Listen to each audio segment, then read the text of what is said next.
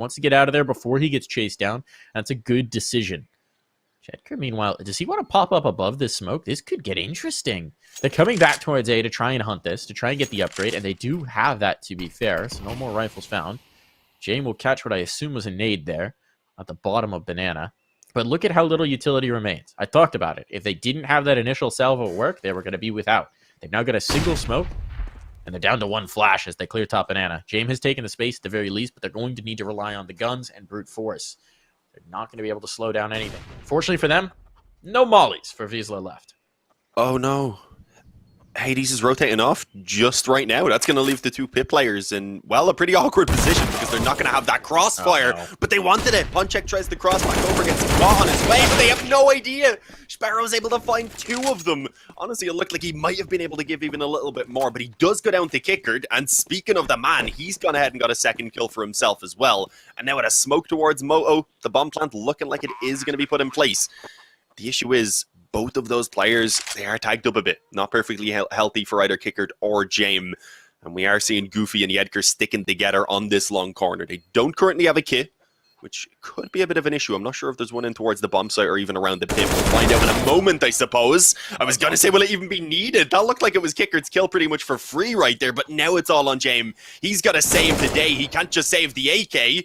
As he gets the first kill on Goofy, but now as he's known, of course, he's pinned in. Jedker just creeps up, and there it is, the frag. But no, he doesn't have it. I was wondering if there was a kit. Is there one around the pit, maybe? He just wants to save there, but no, I don't think so. Unfortunately, there is nothing that can be done. Vizsla are forced to give away the round, despite getting all of the frags yet again with one player surviving. So VP, they're winning the rounds, but it's far from clean. But this is a situation where the economy, yeah, it is so far from clean, but it is busted for Vizsla. They've got that one rifle to work with, and looks like they're going to force around it.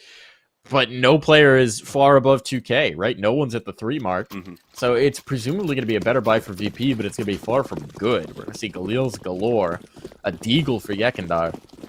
This has just gotten so weird. Both of Virtus Pro's 1 rounds, nobody from their team has survived. One on timing, one on a bomb explosion. This is difficult. But when you do say, generally speaking, when these kind of economies get dragged through and you get these really messy economies, it definitely favors the T side. One exchange towards top Banana.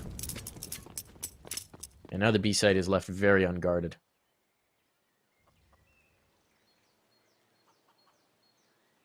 Yeah, I'm kind of fine with the investment they put in here. Didn't put all of the economy into it. It's only really Sparrow who actually ended up forcing up, but with only 2,400, they wouldn't have had a great buy in the next round either way. It goes back to what you said even in the second round where you need those nades early on, so you on a map like Inferno, so you don't really want to be going for those buys where you're averaging like the mid 4,000s really.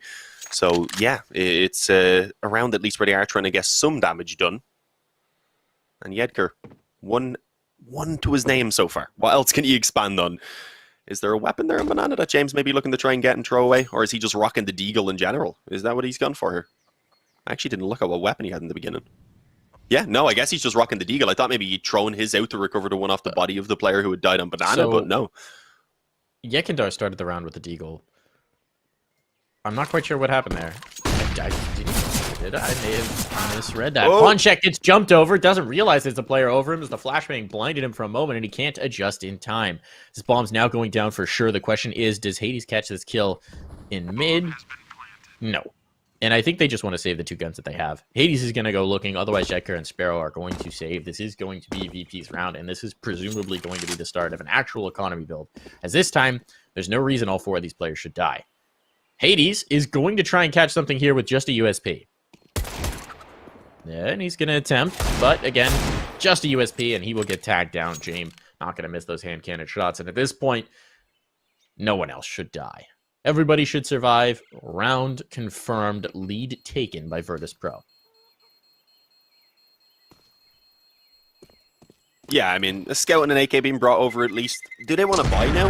Because Jedker could drop one if Sparrow sticks to the scout. the one drop would get them an extra few nades. He could get nades himself, so it wouldn't be a terrible buy. They would have an okay amount of utility, but is it worth the risk, basically? Because if it doesn't work out, if the kind of dodgy, somewhat dodgy buy anyway, doesn't work out, then suddenly VP are very likely up on 5 and getting themselves an amazing lead early on. So yeah, they take the safer approach. They even buy a little bit around the 2 weapons they had saved over, and they're just going to try and make it a costly round for VP, because while they did build up a bit of money, obviously, in that previous round, after rebuying back into their nades and such, it is not perfect. Did Yak and there drop over the op? Is that what happened right there?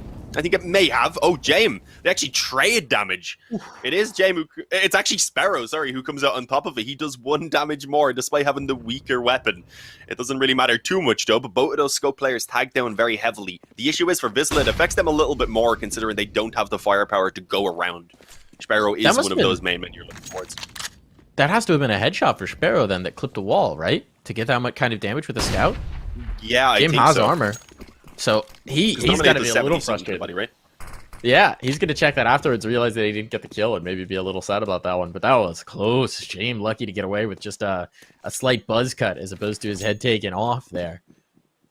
AWP's going to stay alive. Let's see what they can do. Should be able to bully into this one, but especially with that early damage, they had a couple HEs. This is a viable round. The HEs are burned. Those haven't really netted much profit. But this is still possible. Nice spam. Takes some more damage than Yakadar, but it gets answered back. Sticks around on the angle for too long. Can't do that. Traces get tracked, and now things are starting to look a little bleak. We've got 2 players quite low, 1 player dead, and the numbers are fast running out. They're going to opt to go for a stack. I don't mind that call since you have so little to work with. Unfortunately for them, Virtus Pro are going to pick the right site. They're going to walk into an empty B site. There will be no one here as they slowly clean it out. And at this point, Vizsla are presumably just going to save these 4 sets of armor. Worth taking through. The AK certainly worth having. The Scout perfectly viable.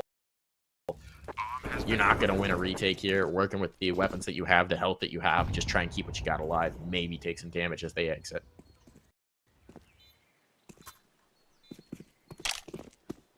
Yeah, an exit or 2 would be nice, but I don't even think VP need to do that. They already have control of Banana, so it's unlikely that Vizsla are really going to be given any chances to take those kills. At the least, though, they're getting the AK saved over again. Kevlar and 4 other players. This is going to ensure that they are lacking absolutely nothing coming into this next gun round, and that is exactly what you need, because Vizsla need to get going once again. It has now been 4 rounds in a row for VP.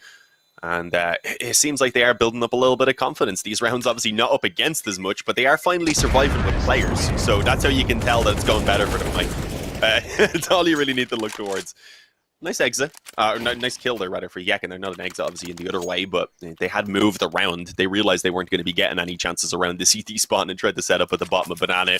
But it didn't go too well. Either way, the buy, as I said, is here. There's nothing lacking. And Vizsla, you need to show us what you're capable of right now.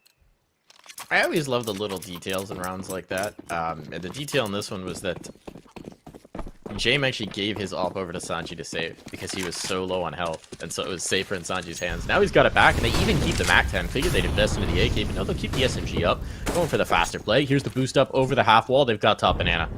It's been lost. There's still 3 players here towards the site, and these nade damage is going to be brutal.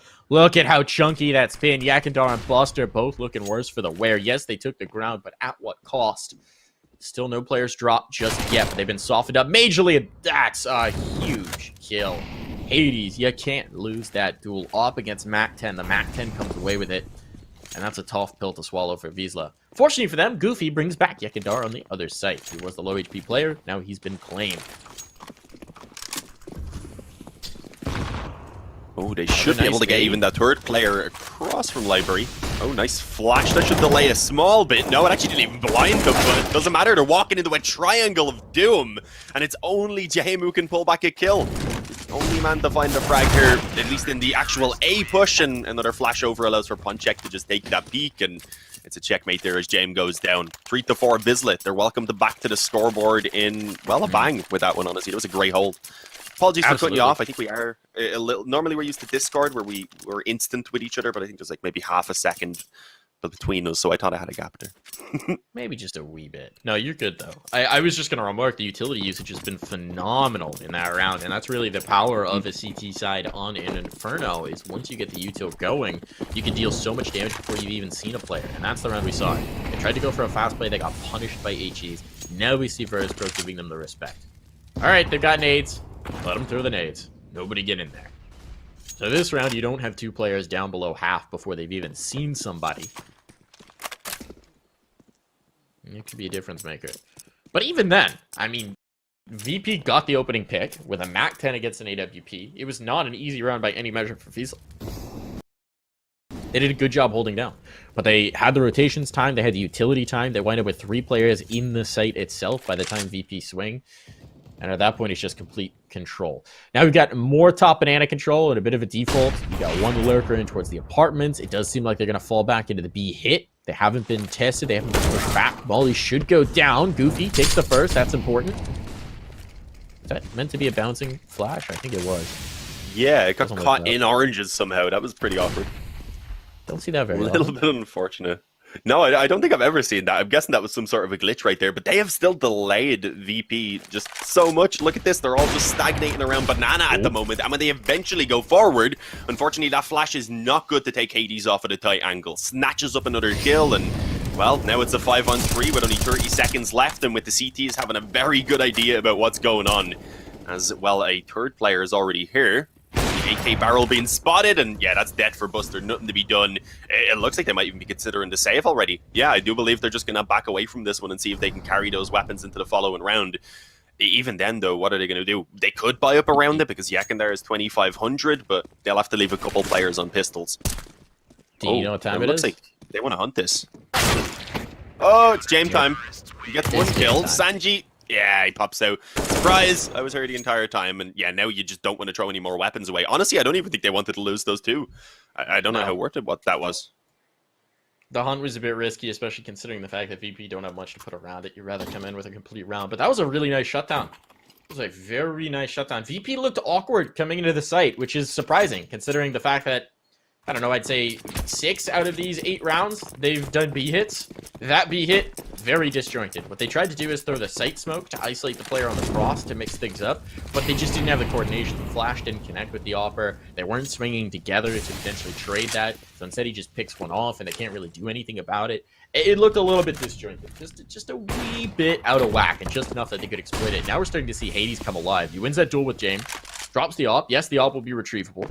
He'll be passed on over to Buster, but it's a big chess piece off the board early. And as Hades starts to get confidence to take these duels, we're seeing him come alive. Sparrow holding in towards mid. Sanji just on the other side by the boiler. Sparrow's going to have a tough task as that smoke fades. Let's get back out. Sanji's kind of looking. Oh, he gets around the corner. That's huge. Just to stay alive there. Come back into the fight. Hades gets one, but he wants more, and Buster will be there to punish him for his greed. Still, he's done his work. He's given the man advantage as they come around. Next player up is Ponchek in the pit. They're trying to clear to his angle. They're working their way through. Kaker seems to think he's in Graveyard, though. Or at least be holding for that. I'm not sure what the exact angle is he's holding right now. But they slow down for a moment. They got 40 seconds on the clock here, Dean. They've got time to work with. And you can tell Ponchek's getting very nervous indeed. He's isolated. Player playing Arch can come to support, but it's not going to be instantaneous, and so he's going to have to hold on to the pit. Is there smoke available in that pit? There is indeed. That's important. No mollies to clear him out either, so he's got a strong position as they come through. Here comes the hit. Player blinded out on site. Back for the trade. Could be there. No, doesn't have it. Yekadar gets the turn, and that might be the turning point in the round. Bomb goes down, and they get another as well. So this is just going to have to be a save for Jedkar. Beautifully done. Huge round from Yekadar. 3K to open up that site in a dangerous scenario. Yeah, he's the man you were kind of highlighting before coming into this game as well, and that is so difficult to do, to walk out balcony and just get both of those kills. To me, that's one of the most intimidating angles to be entry fragging on, and he makes it look easy and even gives us a little bit more to the smoke afterwards. So yeah, VP, they get their 5th round. In the online era, Inferno's looking maybe a little bit T-sided, so I think if it's keeping up at this pace, if Vizsla are able to keep on trading back and forth, and even come out with 7 rounds, then it wouldn't be a bad position to be in. But as you mentioned, when the T's can get going, when they can break that CT economy, things can begin to pretty quickly spiral out of control. So we do need to see, again, Vizsla come back in this following gun round. But, I mean, right now, I think they're looking at 1 eco, maybe. They could go for it, but I wouldn't love it. Honestly, the nades would be terrible, and I think they are going to go for it. It's risky. If it works, to be fair, then amazing, because then suddenly VP are the ones who are working with a very bad economy at that point. But it's a rough one. I mean, Sparrow actually has gone for an AK with an M4 rather without Kevlar. That is not something you see often. I can't recall the last time I've seen someone purposely buy an M4 without armor in a pro game. It's been a while. The SMG and a couple of nades as well on a map like this, man, it makes so much more sense.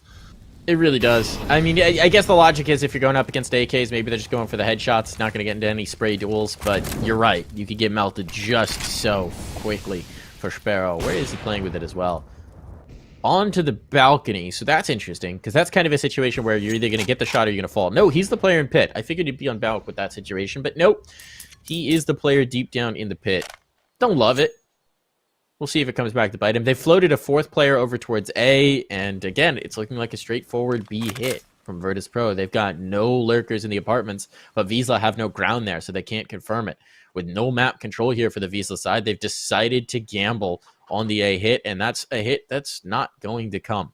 So pressure on Goofy. He must stand strong against the entire wrath of this Virtus Pro side, and they're coming. Oh, they're coming. Molly down might give him some time. Jedker's rotating back over, and now he's got some help. That was a critical piece of utility. That gives them a chance here to do something. But still, it's going to be tough. There's the spot. Player slips away. Goofy, fortunate to not be punished there. And they're hopping over the cross. They're going to try and get this plant, but up and over the coffins. Goofy will take one. It is traded, but it was a good kill to have. Now a 4-on-4 as the bomb goes down. It's going to be a full retake scenario for Vizsla, but they look like they want to get it started early. Hades traded for 1-for-1, and Banana Control is going to decide a lot of this round. Up comes Sparrow. Buster ready for him. Buster gets it, and that might just all but secure it. Jedker and Ponchek. They look like they might want to bail out of it. Ponchek seeming hesitant, and as time ticks away, they do have a kit, but you got to get moving now if you're going to do it. And it seems like that's not going to be the case. They're withdrawing. But can they get away? Yeah, I was going to say that a second ago even. At this point, I don't know if they're going to be allowed to. As you can see, VP are watching the spawn, so I don't think so. They might even go down to the bomb if they don't get out of her quickly. And, well, yeah, Jedker, he's going to get 1 kill. No, he survives. Okay, he's able to jump up on top of the sandbags and just about hang on. If he hadn't have got that first kill, and if he had have even taken some damage, then no, he would not have. So that is pretty fortunate. But yeah, 6-4 for VP. That's the thing that matters right now. They continue to win out the rounds. The force buy from Vizsla does not pay off. And this time it was VP who had some amazing flashes on their way in towards that B bomb site, especially to catch the player who was, I believe, just about to try and cross from construction over to the back of the bomb site or something, because he ended up being out in the open, had to just take a few steps back, and by the time he wasn't blinded anymore, he was completely smoked off, as was the CT player. And then obviously some effective trades to get themselves into the after plant. But yeah, Vizsla, 1 M4 saved, a few pistols around it, and, well, not too much hope. It should be VP heading up 7-4 after this round.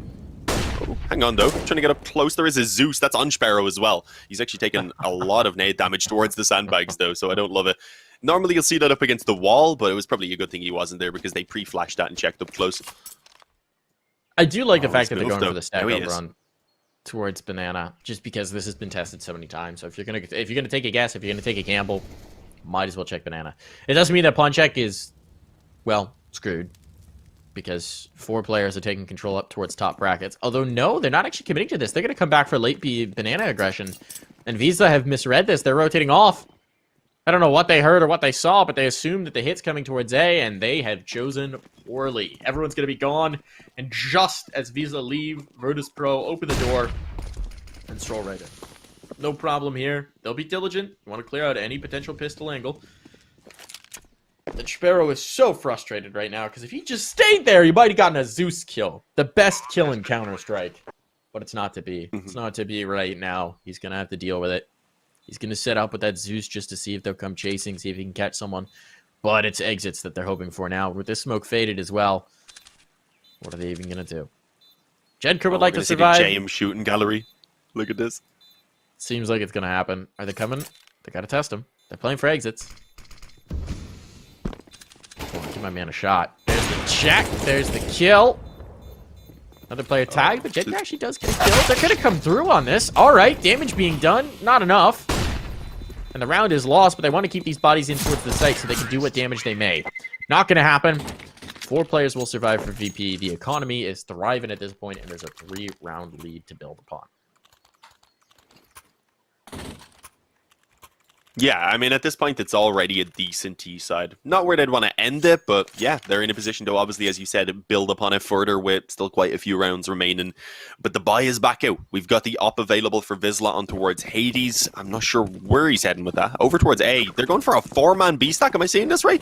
They're going to trust Hades with the op to solo A. Okay, let's see what they're going to do. Some banana control. Yeah, that looks like to play. Good nades. Kicker. Yeah, he gets finished off by Ponchek up close, and well, he actually didn't have any assistance pushed through the bottom of that banana smoke. He was left alone. Everyone else is grouped up around mid and second mid, with only that one player kind of keeping the attention around the bottom of ramp.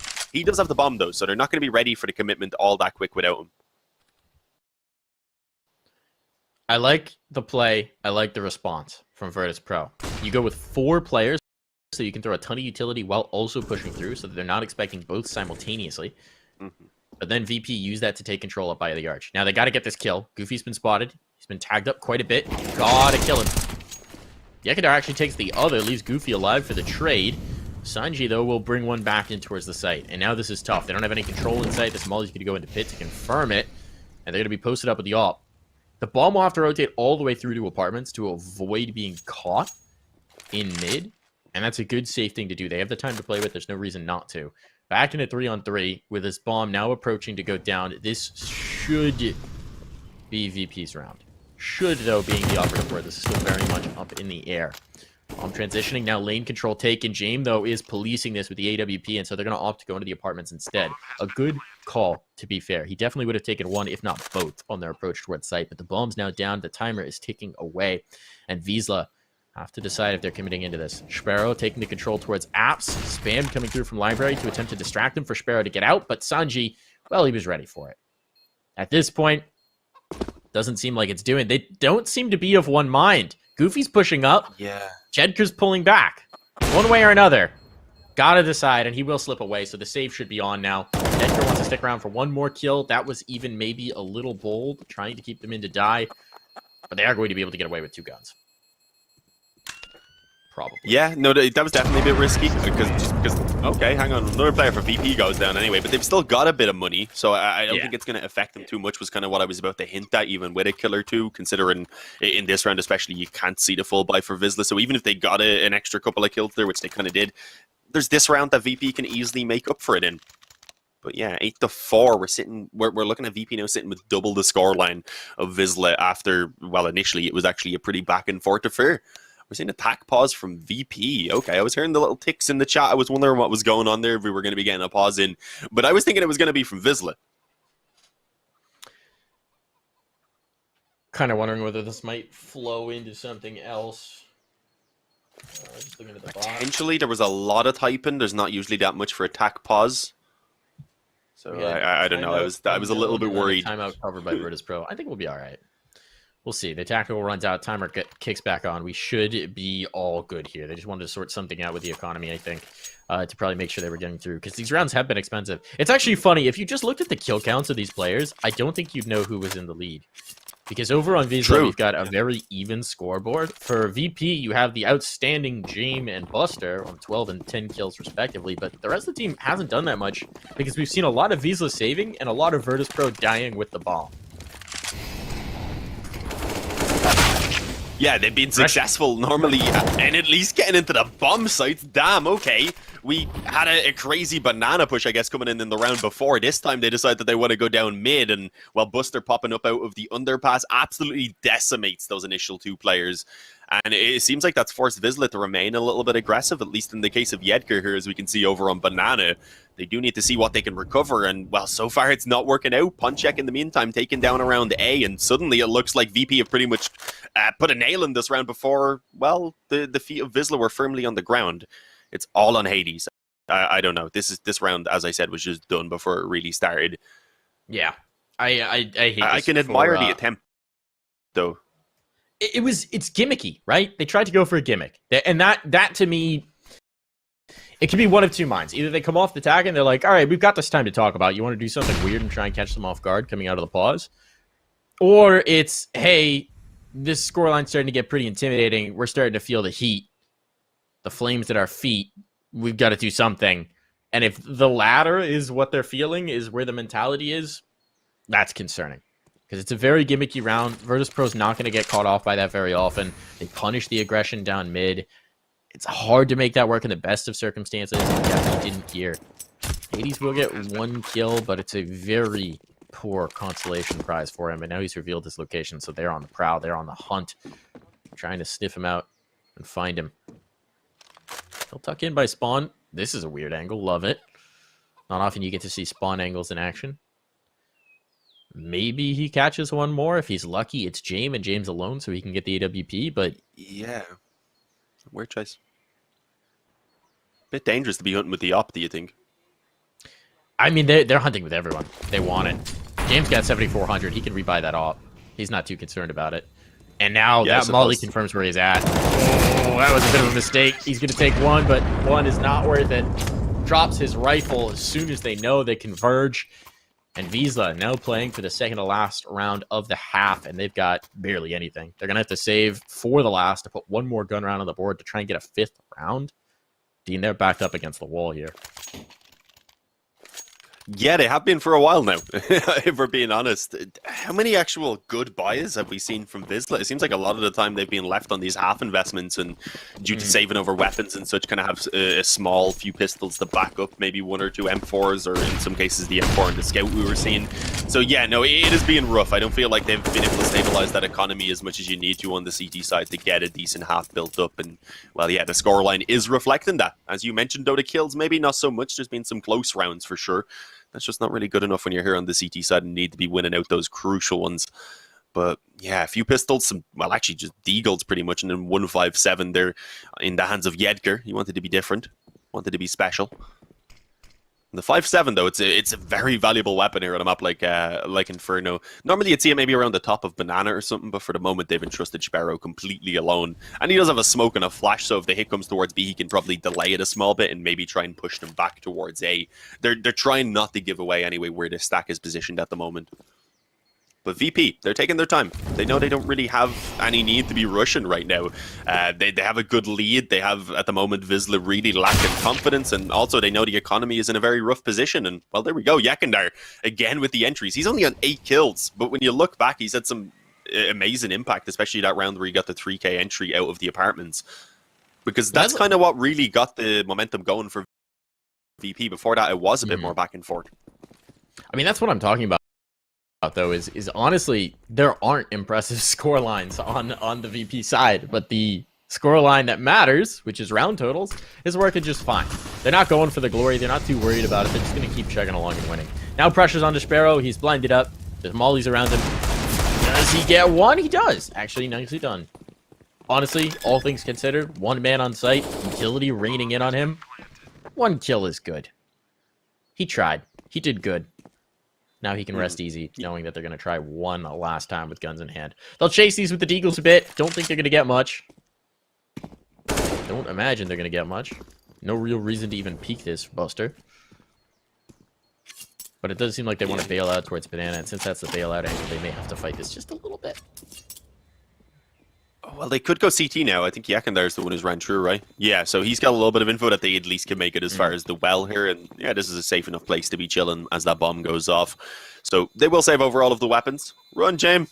He ended up staying around Banana for quite a while, but he's fine. 10-4, double digits for VP. And yeah, this is coming back to, again, this is kind of what was expected to happen in this game. We said Inferno was one of the better chances for Vizsla. It was realistically the best map that they were going to get against VP here, so we were hoping that the boot camp, the preparation that they put in since adding Goofy would pay off, but unfortunately that has not been the case. And again, similar to what happened in the Gambit versus Team 1 game, it was Vizsla who got that initial start with the pistol round and even got the second round off the back of it. And since then, it's been 2 gun rounds, I believe, that they've been able to find. So yeah, no real momentum being chained together.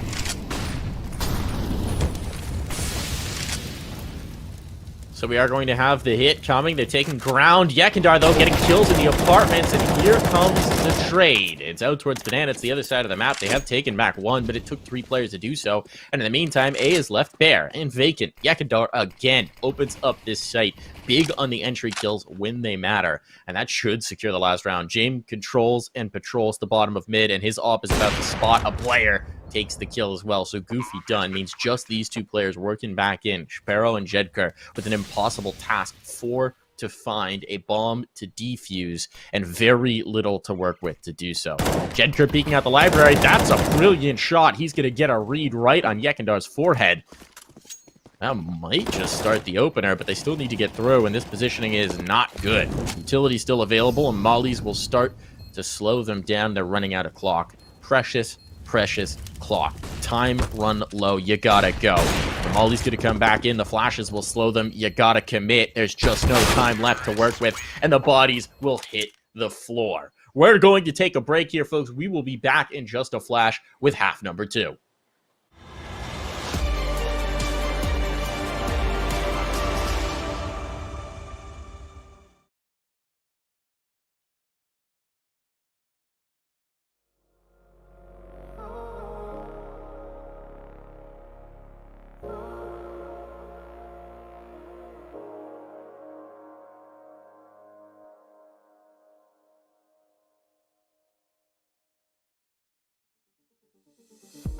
They're looking at us in audience, keep telling us what we can do, but here we are, showing them, making them wish they were you. We've heard the most when it comes to this, yeah, every shade of blue, but don't even care what they all say. They think we're out of control. Yeah, truth be told, we know it. It's just the way we live. We own it. 'Cause that we love the thrill. We know it. It's just the way we live. We're grown-up kids.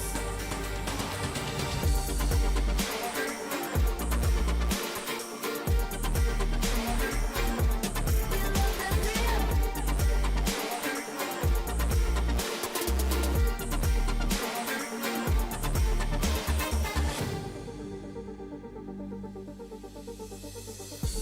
They're looking at us in audience, keep telling us what we can do, but here we are, showing them, making them wish they were you. We've heard the most when it comes to this, yeah, every shade of blue, but don't even care what they all say. They think we're out of control. Yeah, truth be told, we know it. It's just the way we live. We own it. 'Cause that we love the thrill. We know it. It's just the way we live. We're grown-up kids.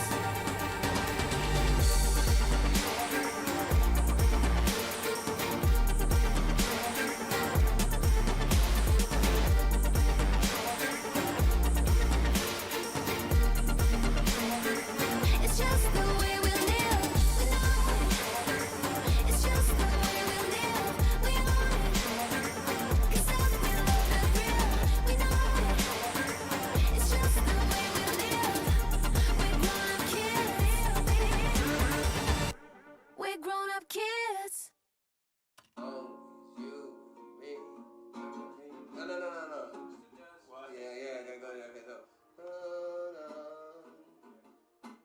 Up, up, up.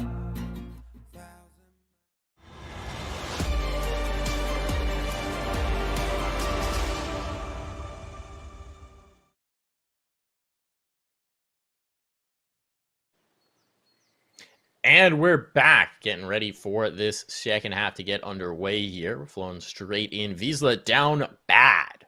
4-11 is the scoreline. And Virtus Pro now on the defense, bringing in heavy utility once more. Dean, do we see a way back into this for the Polish underdogs?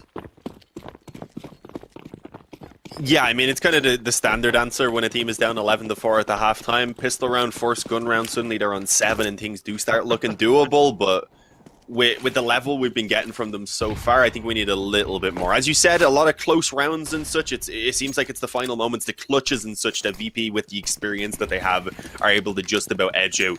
So we'll have a look. One thing you alluded to was it looked like Vizsla were a lot more comfortable in the beginning of that previous half, and then it seemed like the game plan maybe fell away. So perhaps the halftime break now has been a chance for them to reset and, well, approach this D side like they had planned throughout, I would imagine, that whole boot camp that they had. Look at this, though. I wasn't going to say anything for a second, but they've gone ahead and rotated back over to a full 5-man A stack. There's going to be a completely open B bomb site for Vizsla if they move quickly, because now there's a flank coming down mid.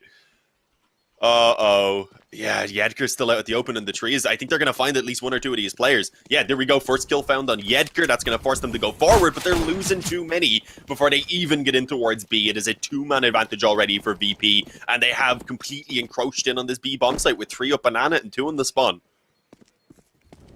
There we go. There the hit comes through.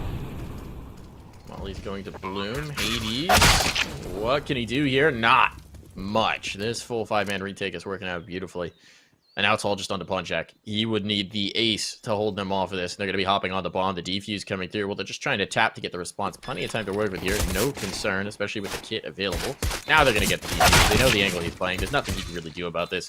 And indeed, they will take care of it. He did actually drop Yekindar, so a couple casualties there, but the defuse still in a 12th round for Virtus Pro. With that pistol, they're now looking comfortable to sail through the second half. I mean, the few kills gives a bit of extra money to punch check, but I don't think it's worth them going for like the AK buy. Okay, he's going to go for it. I was going to say maybe take the 1 eco and then try and start getting going at 13-4, rather than having a weak buy here that may not work out, and then suddenly it's 14-4 for sure before you see a real gun round. But I mean, it's not too bad. They get an AK on Punchek. He lacks the helmet. They have a couple of Galils, a Mac-10, and a Scout. And in comparison to what VP are able to pull out, it's really not that much worse. The nades, though, also are lacking pretty severely. So we'll see exactly what they can make happen with this. Oh, that was definitely heard. Bit of aggression up through the apartments early from VP. I don't think they actually spotted anyone coming up second mid, so I don't think there was really any info found for the VP camp. But Vizsla at least heard that there was a player who had pushed up around that area. I believe, though, they're going to try and just wait out the smoke and then maybe approach for the banana control. Because, well, for the moment, they're sticking to the default, leaving a player on the bridge watching apps and such, and, well, just waiting for banana to be kind of a viable area for them to push towards. They also have Hades pushing up on mid. Actually taking a bit of a peek on his own right there. It's the MP9 on long. That's not really the weapon you want here. And, well, yeah, he gets punished for it. Hades with an opening kill. VP find out they're up against the force by well, losing a player. That is actually the first shot that had been fired, I believe. Oh, are they going to take a repeat? An MP9 also trying to peek down banana? I don't know if I love this idea. It is actually Kickert instead. He served more of as a distraction over on banana for Kickert to peek in on mid. And yeah, he's fell back off. This is a much better position up on oranges, and he's heard all the footsteps, so it's going to have to be a massive hold from Yekindar. He will not have the help quickly enough, rather. He will get the first. Great flash in, but no, even while blinded, Yekindar is there for the trade. It's still possible on the retake, but if Yekindar had had half a second extra there, he would have gotten a player in to support him. Maybe a Molotov could have been the difference there, but it didn't. Wasn't available to him, so it's not going to happen. He's going to come the hit. That would be a huge shot for Sparrow, but he can't quite connect. Sanji's actually going to take Sparrow down. So not just the 2 players out towards banana. There is no smoke to cover them off, but there is a kit on Kickert. But he needs to get there, and he is low HP, fighting up banana. So the kit's no longer an option. You got to get on the defuse now if you're going to, and suddenly this is a hopeless situation. They're going to have to back off. They cannot win this, not without access towards that defuse kit. So Vizsla will win the force buy. Can they keep their players alive as well? I think they've gotten far enough away. They will indeed. 5 rounds on the board and a chance for the Polish squad to make their presence known in this second half.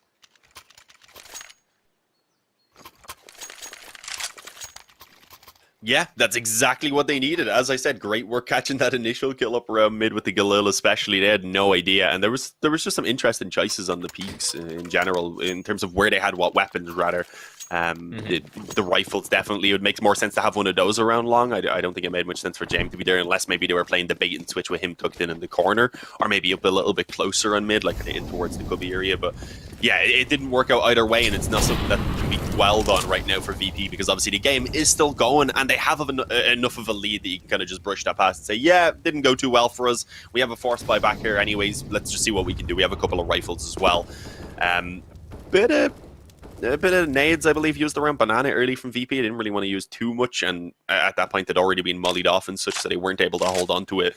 So Vizsla are at least able to get themselves some great control early on. And, well, with 1:15 left, they can slow things down. They can try and default out, maybe take the control around the mid brackets just to open up all of the options across the map for themselves. And, well, wait and see if VP maybe even want to get a little bit more aggressive as well, because with the lack of weapons, that is always a possibility. But, no, not really the case for the moment anyway. VP are happy with a passive hold around A especially. The thing is they've got the utility, right? That's what they can be comfortable with. They've still got smokes. They've still got 2 mollies, 3 smokes, 2 HEs. There's a lot to work with, even if you don't have the guns, just to slow down a take. Now the control's coming in towards top brackets. These nades need to go down if they're going to slow. That's 1 molly to stop them in their tracks, but the take's going to come through, and the problem is, well, James rotated off. He just had a USP, so you can't expect him to do too much. But the pistols on site are going to do plenty. Kicker and Sanji taking a kill apiece and continuing to buy time. This is looking very dangerous indeed, but fortunately, Ponchek will deal with Kicker before losing his life. He's down to 5 health. It is a 3-on-3 retake, and 2 of these retaking players have the M4s. There's a molly for Pit. There's smokes to take in towards the site. This is very viable.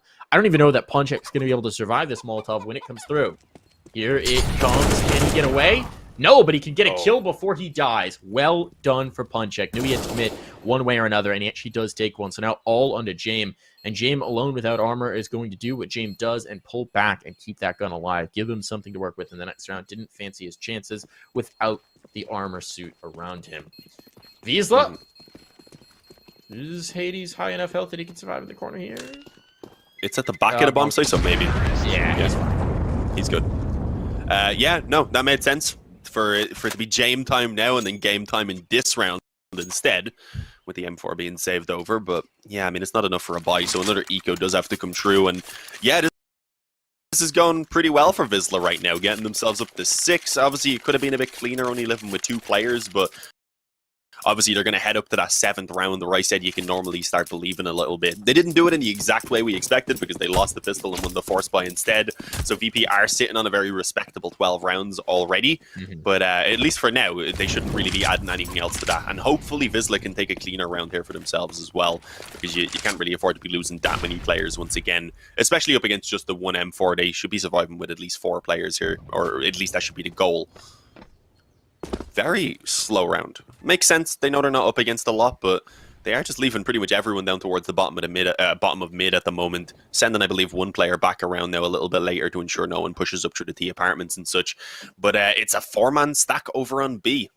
I like the angles they're taking though up around orange, is kind of taking the same angle basically, but above and below each other. So if one player peeks that, they're absolutely screwed, even though it's only pistols. I actually really like the setup for VP. Because what you're doing here is Kikert's going to drop this smoke. That's meant to just try and push them back the other way. He's a fake. And it's working. You see the approach towards top banana. Ooh, this could get risky. Jedko, once he doesn't see anybody here, is he going to think the site is clear? Or is he going to suss this out? Little boost up. Could get awkward if they come around. Buster. Little cheerleader boost there. Going to try and drop them. And they are coming into this B hit. They've taken the bait. All right, let's see if they can deal with the stack as it comes through. The light post going to obscure. There's one. No kills come through. They adjust quickly. And while the gun will drop onto Yekindar, now the armor is gone. And soon the players will follow. Boost up on the flower pots. James will take one more, but that is it. Vizsla, they walk into a very dangerous stack, and they successfully defuse it. Yeah, 2 kills though, not bad for VP. I was getting very scared, but Yedker and Ponchek were also roughly, I think they were like 40 something health, so that's the territory where those USBs can do some serious damage, especially with a headshot. But no, they hang on, they managed to live with 3 players, which in my opinion is the minimum you want to be living with in those rounds against pistols. I think you can kind of let the 2 slide a bit since there was the M4 and a stack in place. In terms of what they ran into, they handled it extremely well. But now they need to keep it going on the gun rounds, which was something that they were not capable of doing back on the first half. So this is where they need to prove to us rather that they can take these gun rounds consistently, or this is going to at least need to be the start of it. We're seeing some aggression around the apps. Not something you see as often, but well, I guess I can kind of hint towards the fact that it is because those walls are basically paper. We're seeing even the spam coming in right now, but they're taking it in a nice way where it's obviously just a bait and switch for the operator that's in the back of the halls. So Kickert's going to hope to catch one, then maybe start backing away. They hear those footsteps falling, they peek in, the op snatches the second player, and then, well, yeah, VP at that point would have just a fantastic hold on the round. But it doesn't really seem like Vizsla want to show too much around the apartments for a few seconds anyway. It's actually mid they advance out on first. Oh, and look at Sanji, he's tucked in this corner. Oh, Nade destroys him. It's more importantly, though, Kickert who goes down. Now this gets very Molly awkward as well. Molly going to be in there. Sanji has to smoke this. At this point, they're going to pressure him. They're going to be chasing him down. Let's see if he can get away. He gets one. Not the second, though. The trade is good. Health's getting a little bit dangerous for Vizsla, but considering they're threatening in towards the op of James, they don't really care just now. Depends on what Yakadar can do at a library. How does Sparrow survive that? He's being shot in the back. James will take one, and Yakadar coming through the smoke now is there to support his teammate, but James is getting collapsed upon from the balcony, and Ponchek takes two. Bomb going down, a 1v2 opportunity now for Buster as he will attempt to retake in. Doesn't have the kit, so he's got to go quick, but he'll catch Ponchek before he can get into the pit. Now he just has to deal with the site player, but Jedker is more than enough for the round. Only one player survives, but that's all that they need. Vizsla continuing to close this gap. 4 rounds, all that remain between them and VP will again be on an eco. I'm starting to believe, Dean. Oh yeah, I was gonna say the same. This is where you start thinking, oh damn, we have a game on our hands suddenly. It really wasn't looking like we were going to, but it does seem like Vizsla are a little bit more comfortable, I guess, on the T side. We were mentioning again that there has been the time for them to put the preparation in for this exact matchup, as it has been known to them for at least a week. I can't recall the exact date that ESL put out those groups, but it's been around a week or so. So they've had that time, and well, the game plan they have on the T side seems to be working out at least early on. Is it going to carry through going into the next gun rounds? We'll find out. Are they going to be able to overcome the pistols here? That's also a scary question a lot of the time, Mike, isn't it? Are these deagles going to cause irreparable damage here or not? Because the money really couldn't afford to sustain that damage right now. This does need to be a cleaner round for Vizsla if they want to get that economy going. And, well, there's a good entry from Goofy. It looked like Buster was going to be able to give something with that deagle, but unfortunately the shots just don't connect. And as they lose V, I think this has to be kind of it for VP. They can go for a couple exits since they don't really have nades or anything. Don't have Kevlar or anything, rather. But they do have a couple of smokes that honestly could be worth saving, maybe. That's what they're going to do. Save the $600. Yeah. Give yourself a couple of pistols as well in the back pocket. It's no problem. It's no problem whatsoever. Sanji will stick around, see if he can catch somebody as they exit. Maybe get an upgrade. If he gets fortunate, drops them and the bomb blows the gun towards him. It's not going to be easy, for sure. And since they're bailing out towards Banana, he's unlikely to find anything. Might catch Sparrow if the smoke fades, but no. They're fine. They're out. It's dandy. No problems here. Instead, it might be James who catches him at the bottom of Banana. He's going to try for it, and he's going to die for it. Pickard and James both go down. Those smokes are not saved. Sanji is actually the only survivor. 3 rounds. They don't need them anyway. Gap here. They don't. The investment will come back through. It's fine. It's not a big deal. Look at Jedka, though. 18-9 is his scoreline. Looking good. Mm-hmm. Yeah, he's kind of actually stepped up a little bit. We were saying it that you couldn't really tell who was leading from the kills, and I think that's still kind of the case, but that makes more sense now that they're getting a little bit closer. We are seeing Kickard have a bit of a slower game, unfortunately, 7-16. I recall him having a couple of impactful kills for sure, but when you get onto the CT side here, especially then once your teammates aren't putting up the same numbers, that can become a little bit rough for you if things start to get close. So we'll see whether he can step back up now alongside the rest of VP in what is a very important gun round. And as you said, yeah, the pace was incredibly high for the first few seconds, but they are slowing it down a tiny bit. They have to wait for those smokes to actually pop. So that has allowed for VP to get up close behind these, and well, to push through them apparently. It doesn't work out in Sanji's case, but the other players, well, they had a little bit of success up until, again, it is 2 frags simultaneously there from Vizsla to open up that A bomb site and to confirm the bomb plant, as suddenly Buster and Yekindar are left to try and save the day, and they don't want to do that. They want to save their weapons. That's the correct call to make. They took a quick little peek in towards brackets just to see if they could catch a player and maybe make the retake easier. That's not going to be happening. That's a really nice round from Visa. All three remaining players have gotten a kill apiece, but Hades' shot in towards pit with the AWP onto James was impressive to me as he drops down on the hay cart. That's nicely done for Visa, and they're just continuing. It's, you know, it's one hand over the other. That's how you get up the ladder. That's what they're doing right now. They're not looking down. They're not worrying about the gulf below them. They're just continuing to climb. And at this point, they've got a big economy. They've got well-built system. They're taking these decisive entries. Their pace of play is catching Virtus.pro off guard again and again. And VP's on another partial round. This is so concerning. A team that should have been an absolute favorite coming in, now looking at, well, potentially just one round of lead late in a very momentum-built Visa. They're rolling, team. Yeah, I am liking what we're getting from them right now. Surprisingly, it's Sparrow who's really not showing the frag numbers as well. And I mean, to me, that's a relatively decent sign because I know that he is capable of being a very strong fragger as well. So if he can step up, maybe they would be completely unstoppable for VP. But no, we'll see. Again, for anyone who may just be joining us, VP, they had an 11-4 halftime. They took the pistol then to kick this half off to take themselves to 12-4. And since then, it has been all Vizsla. So we do have the polls really starting to build up some momentum. And as you said, it's IEM Katowice. This is a very prestigious event, especially for the polls, even if it's not held on location, obviously, with how the world is at the moment. Just the name, the prestige, to be able to get the placement, to take down an org like VP as well, as you said.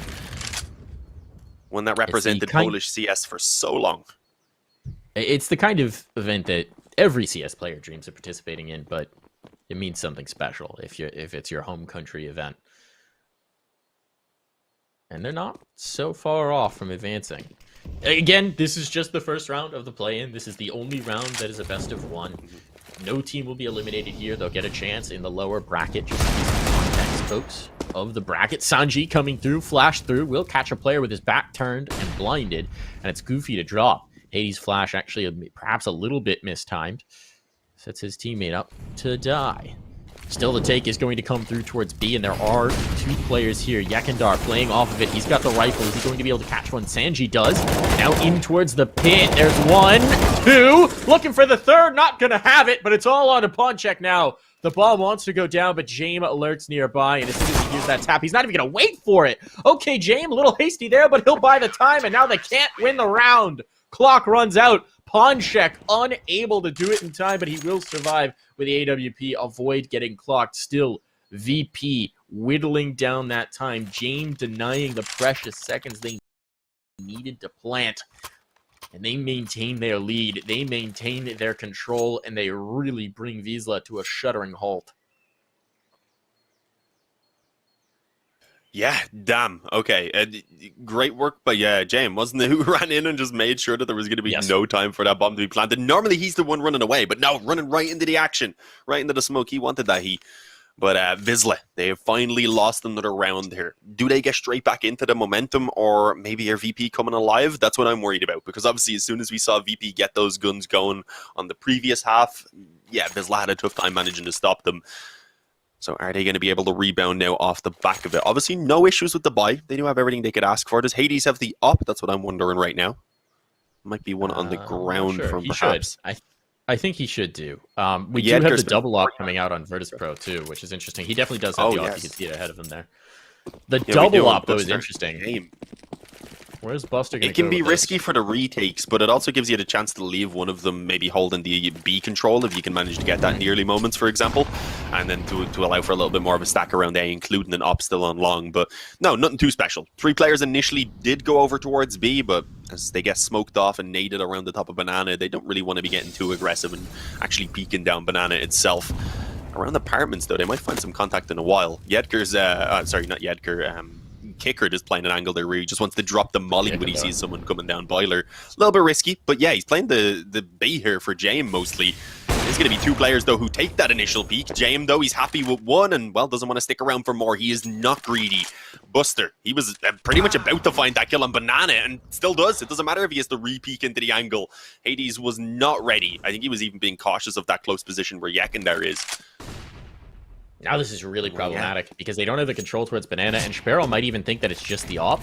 So he's transitioned, he's gotten the op, but he may not expect the player close up. Yekendar's playing a patience game, so they're going to come try and pressure back onto Banana, thinking that if they take down this op, they've got the site, since this is how so many teams play this. Buster doesn't care, he's going to hit a kill, and they don't expect Yekendar here at all. He gets revealed, he was the ace in the hole, and now it's just all over. Yekender, he's going to take one, he's going to take two, he's going to have a path towards the site, but by the time he gets here, so will James. And he does have a smoke to cover off the cross. This is viable. An HE through the smoke would kill him right now. He's going to go over to try and get one more.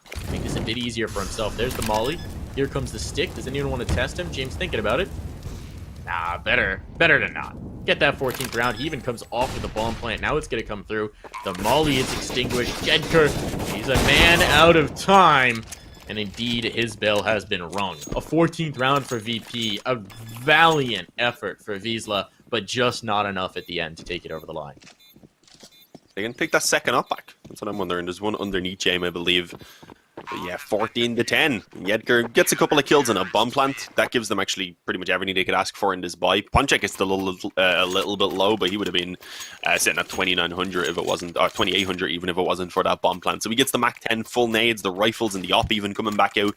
So there's nothing really lacking for Vizsla, apart from now opportunities to keep this game alive, because if they don't win this one, suddenly VP are on map point, and unless another bomb plant goes down, then the economy isn't really going to afford the buy again for Vizsla. And even with the buy, they've only lost now 2 rounds in a row, right? So they only get 2,400.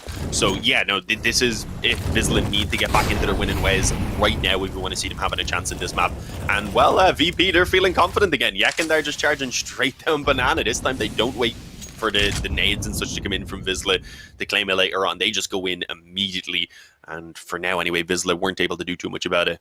Yeah, they're actually just going to leave the... No, it's not even the upper, because they didn't pick up the secondary up, so they're just going to leave Buster shoulder peeking and playing for info on Banana, and that will let them put the 4-man A-stack in place.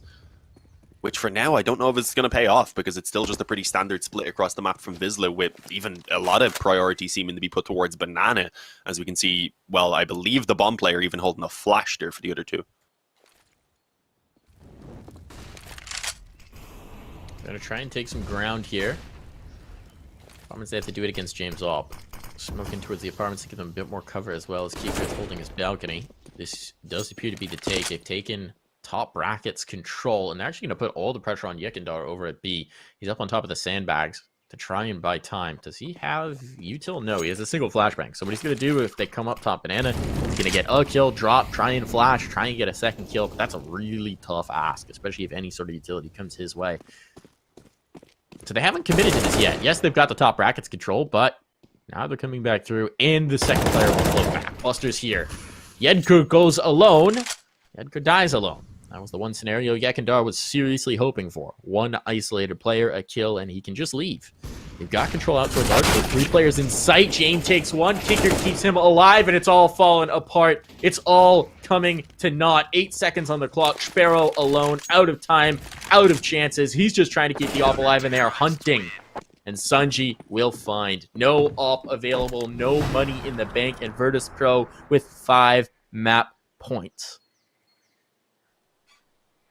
Yeah, just fantastic positioning, obviously, from VP. Just having that stack in place, knowing that Buster was able to single-handedly hold over towards Banana and at least give them that early notification if it was to go back that way. And it was just too much for Vizsla to handle. 5 chances, as you said, for VP to put an end to this one. And Vizsla, they really don't have much at all here to try and make this one work. The Galil, I think, might even be the best weapon they're going to have out in play. Sparrow, yeah, just going for the Tech 9. I don't know if you can hear that. There's a random dog barking. I need to close my window. But yeah, mostly pistols. Good nades, though. Good nades. The dog's just excited that VP's managed to close this one out after making it look dangerous. And, you know, I get it. This has been an exciting match. This has been, I think, of the first-round matches that we've gotten to view so far, this has been the most thrilling. And even Vizsla, even though this is a really tough spot, and their road likely ends here in the first round, this has been a really good match coming through from the Polar squad. Let's see what they can do. Gonna go up alt mid. James already gonna get a pick, and he's gonna fall away. Knowing that they've got deep banana control, he feels more comfortable going for that. And this is so much of the map already sectioned off. You've got Buster in towards the log piles. He's just gonna be chilling. If they want to clear this out, they do have the utility for it. They can actually drop a molly in, and if they do, he's in a tough spot. But no, they're going to come peeking through. He gets one, is traded. Dropped with full utility there as well, so maybe not maximum impact for him, but now Yekindar wants to hold, and he takes one, only one, as they continue to roll through, but the damage is being done bit by bit by bit. Now the flank is on as well. Kikert holding up the back, James taking them down from the front. It's a triangle of death, and down they go. Virtus Pro win it 16-10. They are going to take the first round map. They are going to advance on and send Wiesla to the lower bracket. Yeah, I mean, it was a fantastic first half, obviously, from VP. We at least got to see some signs of life from Wiesla. As you said, this was the closer of the two games we got to cover. I think there's still some games going on. I'm pretty sure the Renegades Mouse game is actually going pretty close at the moment. 12-11, yeah. So we haven't got the closest game, but Wiesla, they put up a good fight. And as you said, with it being double elimination, with that being the best of one out of the way now, I do have hope, rather, that we're going to get to see a strong Wiesla going into those best of threes. I think this was a phenomenal showing for the Polish squad. I really do think they can be proud of this one. And even when you're looking back at the tape, it wasn't like, oh, okay, Virtus Pro were clearly in the lead the whole time and clearly in control. There were plenty of moments where Visa looked like they could take momentum, where they had it on their side. Just a couple of rounds got away from them. A couple situations got away from them that really changed the course of the map. So a strong showing, but just a stronger VP. And that's to be expected. This is one of the top seeded teams in this entire play-in bracket. They're so good right now. So Wiesla down to the lower, but definitely dangerous based on the form that we've seen from them so far. We're going to see what they can do in the next round. We'll get some of that a little bit later. Our break now is going to be a bit longer. I don't think we have any match in the next one. We will be back at, let's see, 16:26 CET time with the next match. A little bit before that for us to talk about the next match. So we're going to have a little bit of a break here, folks. We'll be back with more action here in the Intel Extreme Masters Katowice 2021 play-in event. See you then.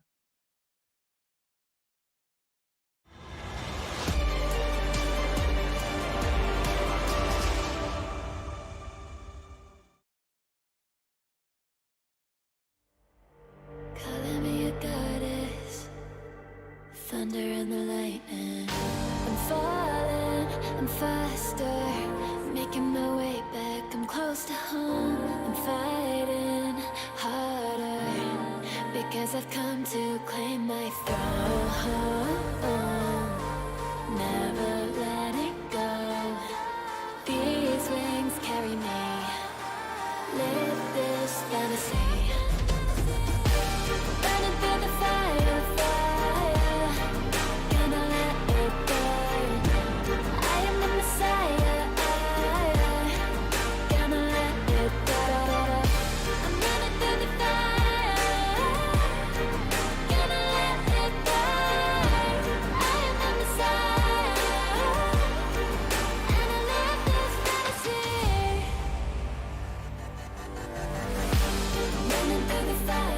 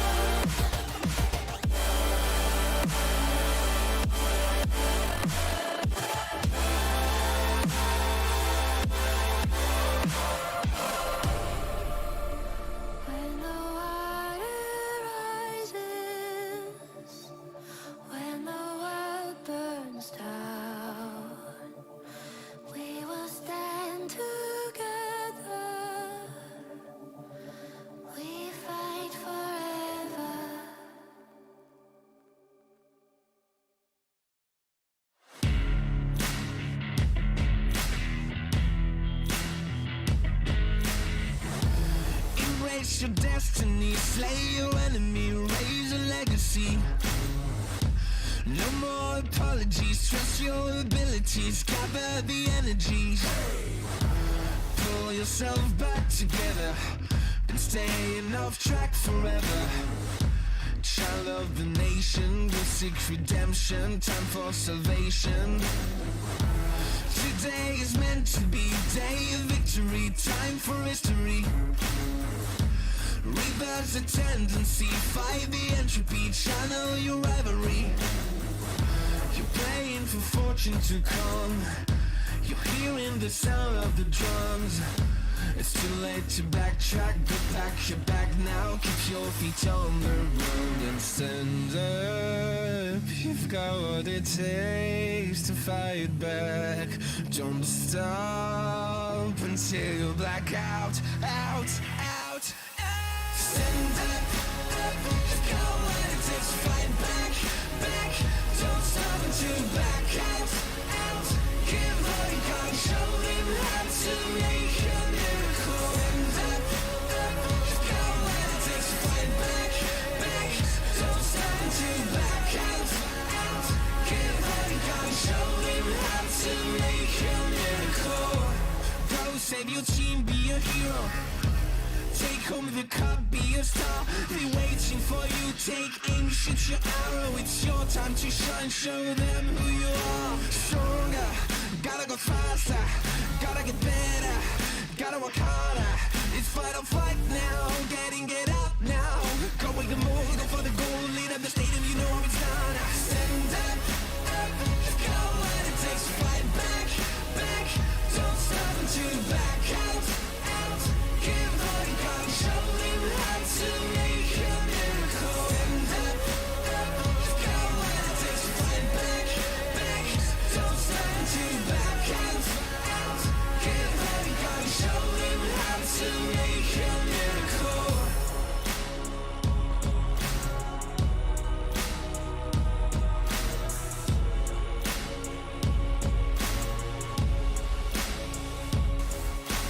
Stand up, you've got what it takes to fight back. Don't stop until you black out, out, out, out. Stand up, up, you've got what it takes to fight back, back. Don't stop until you black out, out. Give all you got, show them how to make a miracle. Stand up, up, you've got what it takes to fight back, back. Don't stop until you back out, out. Give all you got, show them how to make a miracle.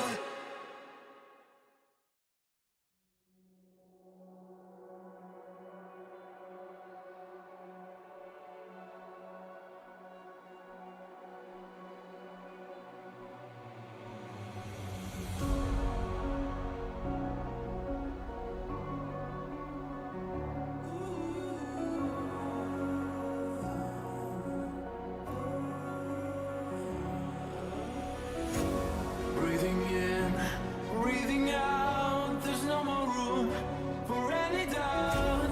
Empty mind, steady hands. Just stay close, stick to the plan. I hear them coming, I hear them coming, and I'm ready as I'll ever be. I hear them coming, I hear them coming down. I'm ready as I'll ever be. Don't give up, don't give in. Don't let me down. Be the one to wipe their grin when they hear this sound. Don't give up, don't give in before they catch the glimpse. I know you'll find the strength within. This is your last chance.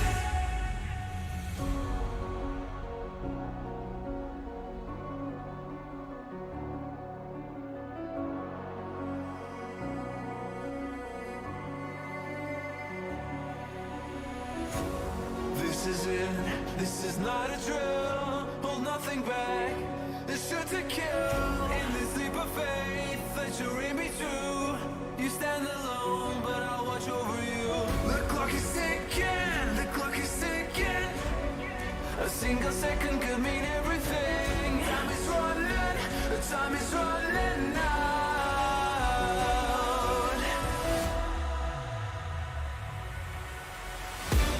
Don't give up, don't give in.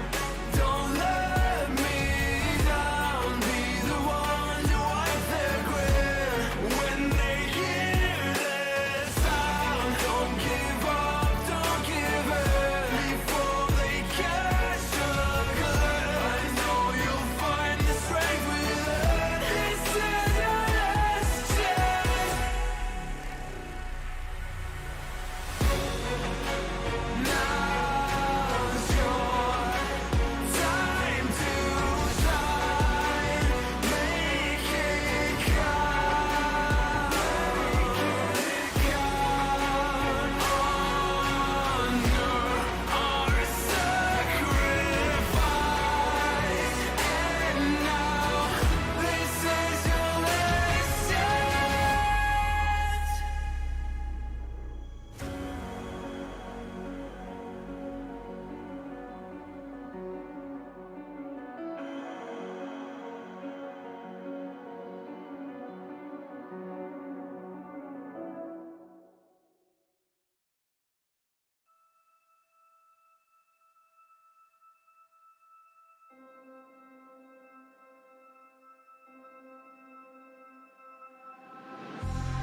It's been a while, yeah.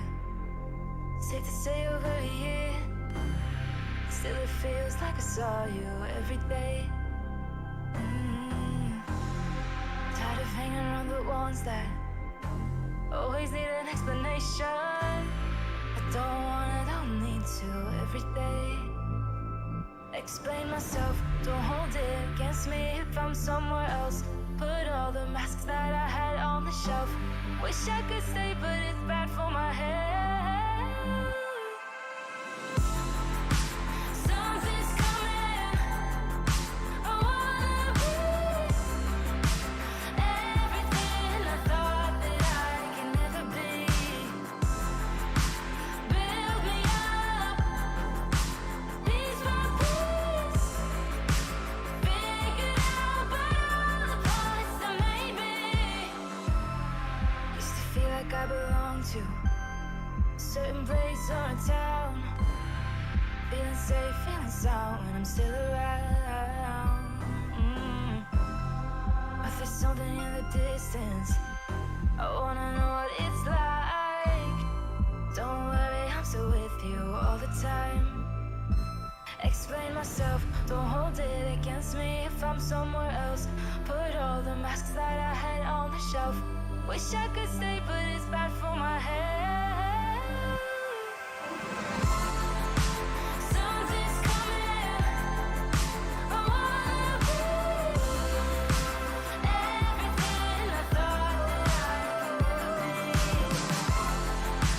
Build me up, piece by piece. Figure out but all the parts that maybe. Something's coming. I wanna be everything I thought that I could never be. Build me up, piece by piece. Figure out but all the parts that maybe. Something's coming. I wanna be.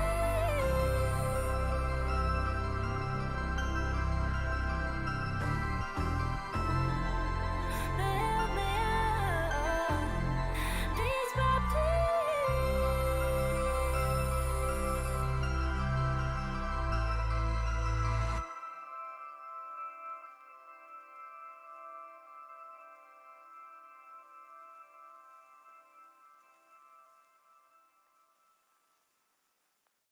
I might be tired that the stones they throw.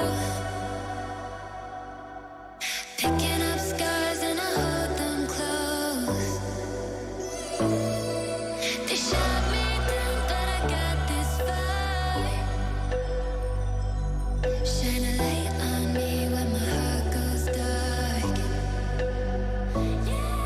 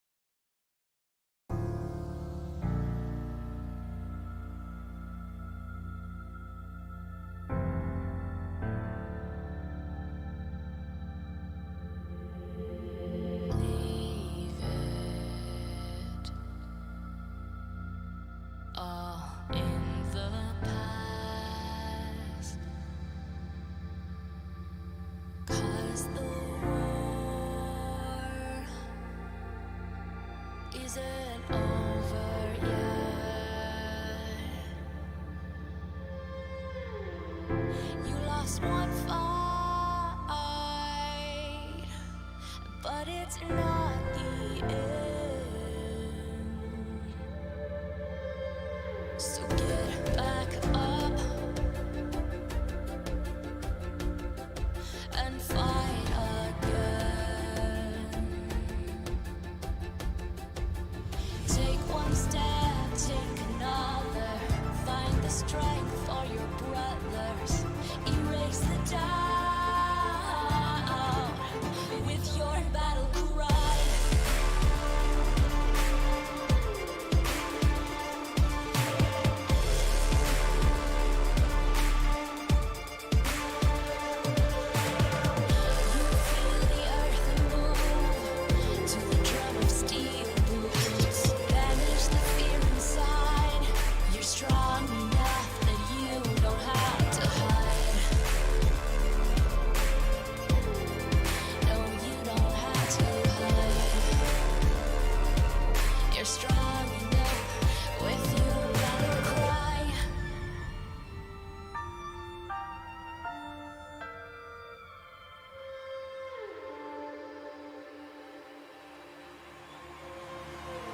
Clash of steel spills your blood. A whisper doubt fills your head, but you have to fight again. So take one step, take another. Find the strength for your brothers. Erase the doubt with your battle cry. With your battle cry. You feel the earth move to the drum of steel boots. Banish the fear inside. You're strong enough that you don't have to hide. No, you don't have to hide. You're strong enough with your battle cry.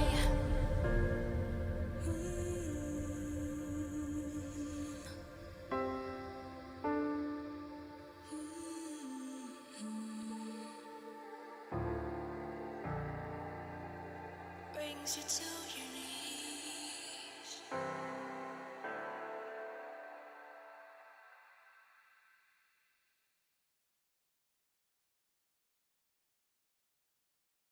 Show me an opening in the clouds, and I'll take it.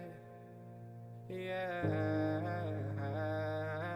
reminding myself to just let go. Don't wonder how far I can fall. Don't look down, never fade out.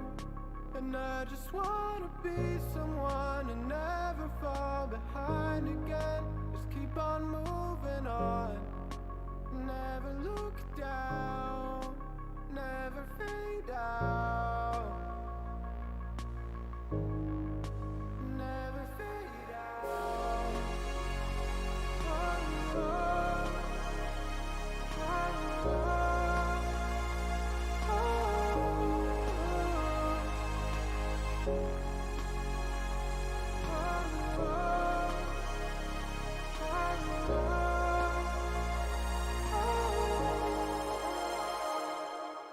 shooting through the clouds. I know it's alright. It's alright. Heavens are the limit now. Let's fly just one more night. One more night. Yeah.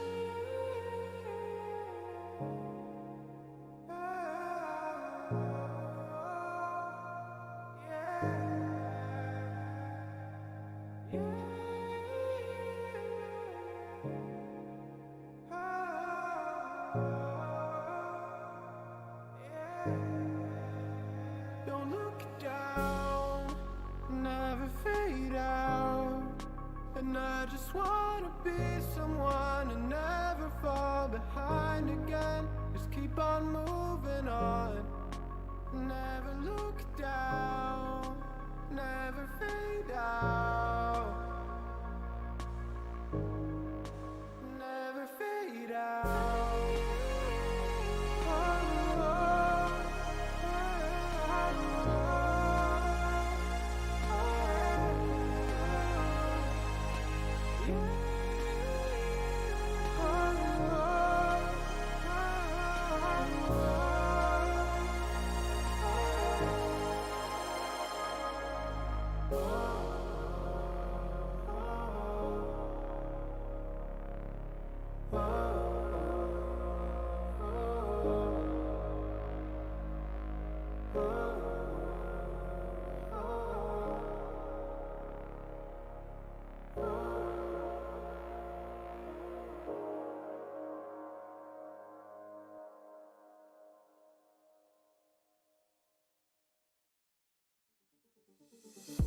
They're looking at us in audience, keep telling us what we can do, but here we are, showing them, making them wish they were you. We've heard the most when it comes to this, yeah, every shade of blue, but don't even care what they'll say. They think we're out of control. Yeah, truth be told, we know it. It's just the way we live. We own it. Can't stop, we love the thrill. We know it. It's just the way we live. We're grown-up kids.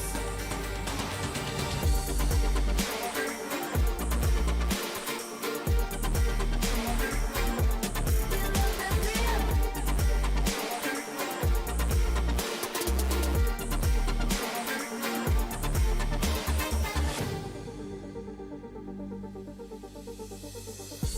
They're looking at us in audience, keep telling us what we can do, but here we are, showing them,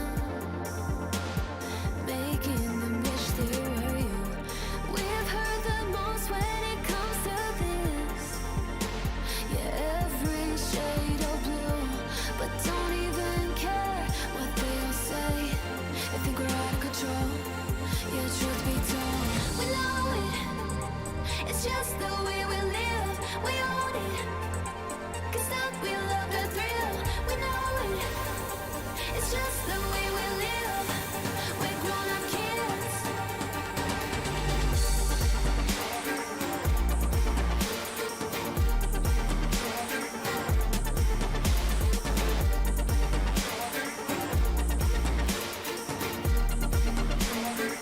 It's just the way we live. We know it.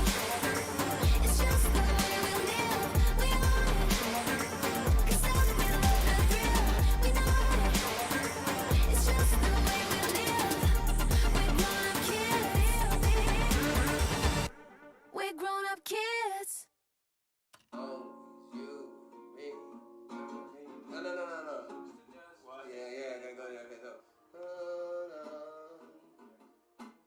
Up, up, up, 1,000 miles of love. Don't look down, we made it. Feet far off the pavement, and we go up, up, up. 1,000 miles of love. We stay understated. Pressure feels amazing. Just the dust, just the sand, just the motion of your hands. Travel like lands. It's just enough, oh yeah. Just for you, just a man. Just an ocean in the wind. We ain't gotta make plans. Fair enough, it's fair enough, oh yeah. Always you and me, tryna be weightless. Like we're the two surviving pieces of something. Always you and me, tryna be weightless. And I know it feels like a light years in the making. up, up, up. 1,000 miles of luck. Don't look down, we made it. Feet far off the pavement. And we go up, up, up. 1,000 miles of luck. Oh no, we stay understated. Pressure feels amazing. Just the dust, just the sand, just the motion of your hand. Travel like land, just your hype man. Just the one, just a believer. I don't care, I see ya loading up my mind. Place me on the side, oh, fair enough, oh yeah. Always you and me, trying to be weightless. Like we're the two, surviving pieces of something. Always you and me, trying to be weightless, yeah. And I know it feels like light years in the making. Up, up, up. 1,000 miles of luck, yeah. Don't look down, we made it. Feet far off the pavement. And we go up, up, up. 1,000 miles of luck. Oh no, we stay understated. Pressure feels amazing. Just the dust, just the sand, just the motion of your hand. Just the dust, just the sand, yeah, yeah. Travel like traveling. Just the dust, yeah, just the sand. Hey, just the dust, just the sand. Just the dust, just the sand. Always you and me, trying to be weightless. Like we're the two, surviving pieces of something. Always you and me, trying to be weightless. And I know it feels like light years in the making. Oh, duh, 1,000 miles of luck. Don't look down, we made it. Feet far off the pavement. And we go up, up, up. 1,000 miles of luck, yeah, yeah. We stay understated. Pressure feels amazing.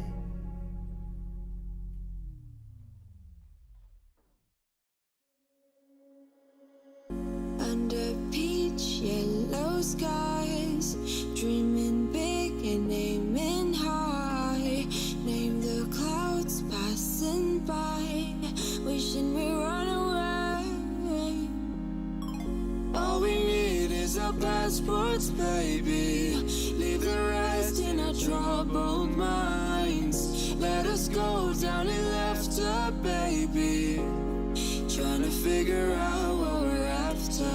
We're never heading back until we're older. We couldn't care no more, not any longer. Under peach yellow skies, we keep on searching, but we will never know what we're after.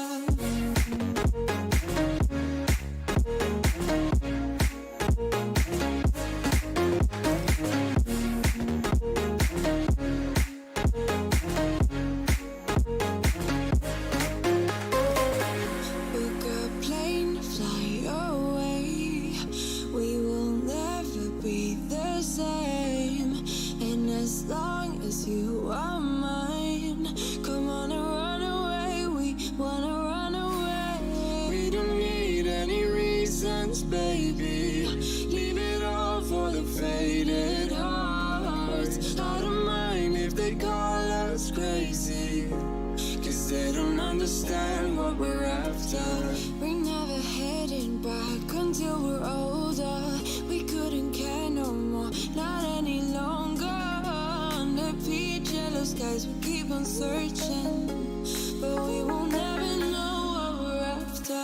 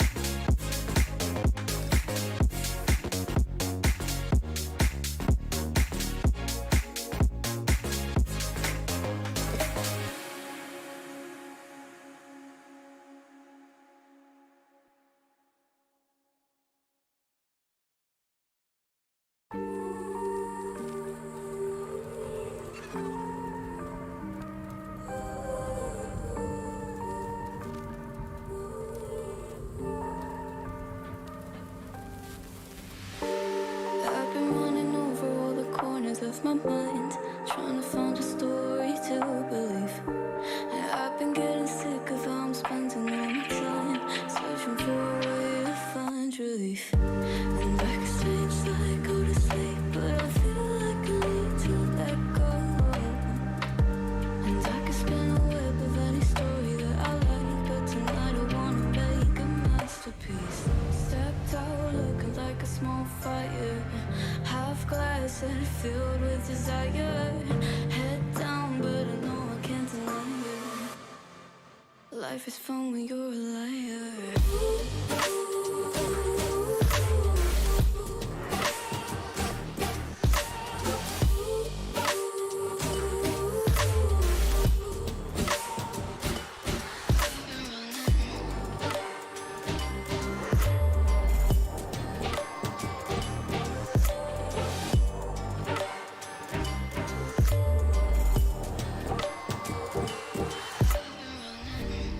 I'm just trying to learn from all the things that I've been told. I'm gonna paint a new reality. It doesn't take a lot to turn a person into gold. Yeah, I've been getting good at alchemy. And you can stay inside in the dark, but without it you never let go. And when you're done with hiding and you wanna have control, you and I can find a perfect fantasy. Stepped out looking like a small fire, half glass and filled with desire. Head down, but I know I can't deny it. Life is fun when you're a liar.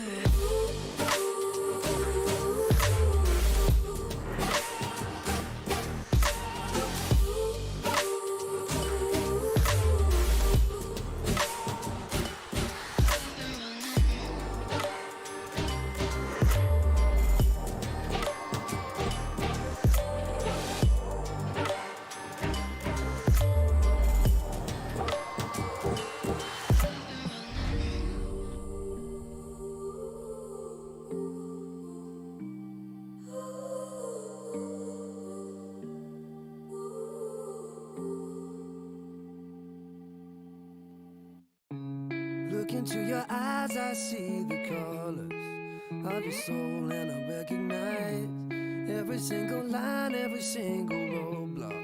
We are two hearts that beat in time, and the towers looking down all night, blocking out the sun that we need. Maybe we can change our stripes and colors. You're the only one I see. And I take it all or nothing at all, driving through the night till I'm at your door. Go outside, stay up all night. And I take it all or nothing at all, driving through the night till I'm at your door. Go outside, stay up all night, sleep through the sunrise.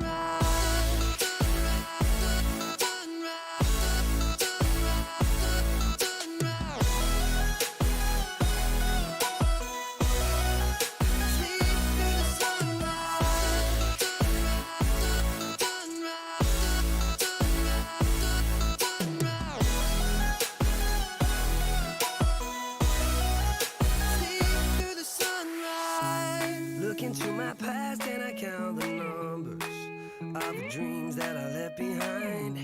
I don't even care now that I've discovered a new kind of peace of mind. Up above us, looking down on us, there's an angel I know. We don't need to worry or discuss much. It's time for me to hit the road. I'll take it all or nothing at all, driving through the night till I'm at your door. Go outside, stay up all night, sleep through the sunrise. Sunrise, sunrise, sunrise.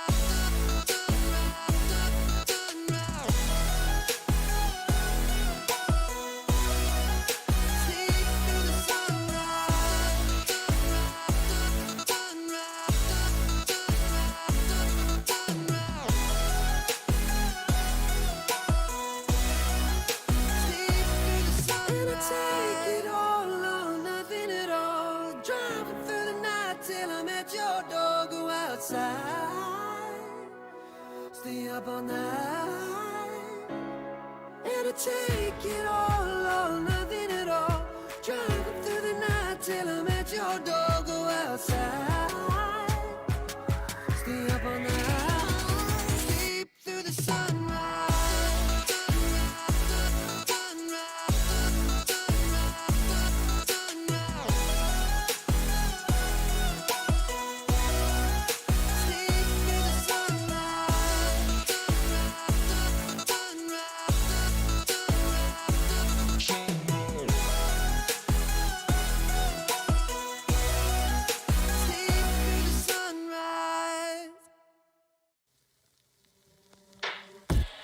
Shadows, I've come to make a name. Ready for battle, 'cause I got a thing to claim. Think that I'll crumble, I'll show you a mistake. Where you see me coming, better run for cover, 'cause I'm not slowing down, I'm never going under. I survived the pain, I know it made me stronger. So meet the monster I came to conquer.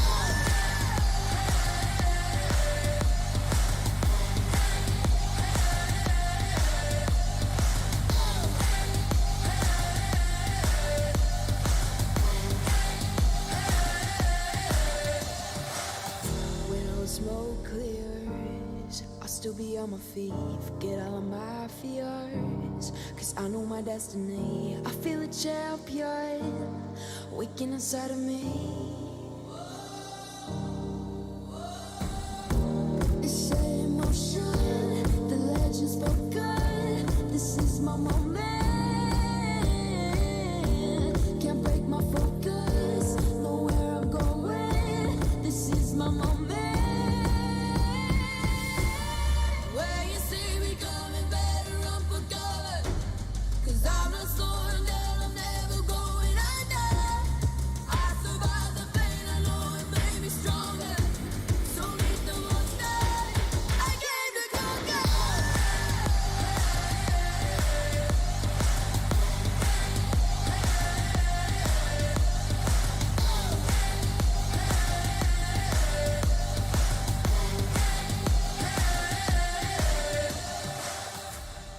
When you see me coming, better run for cover.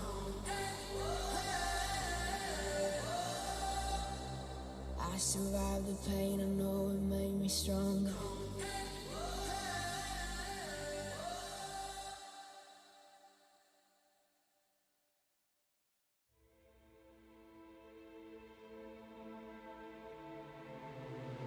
We were caught in the fire.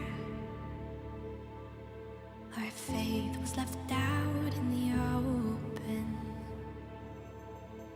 Saw the fear in your eyes as we move through the dust.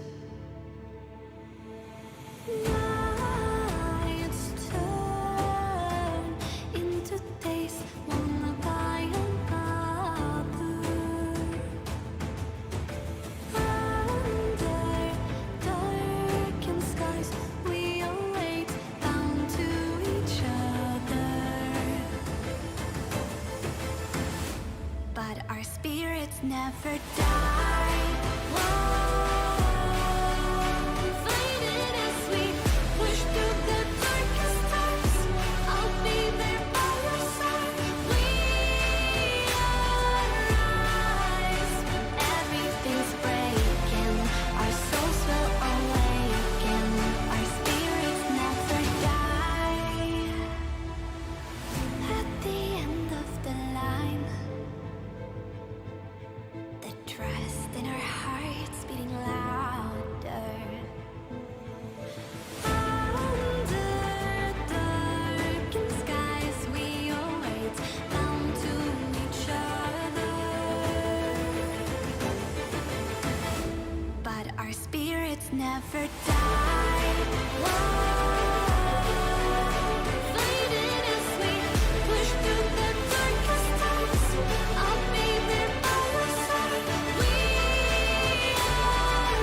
arise when everything's breaking. Our souls will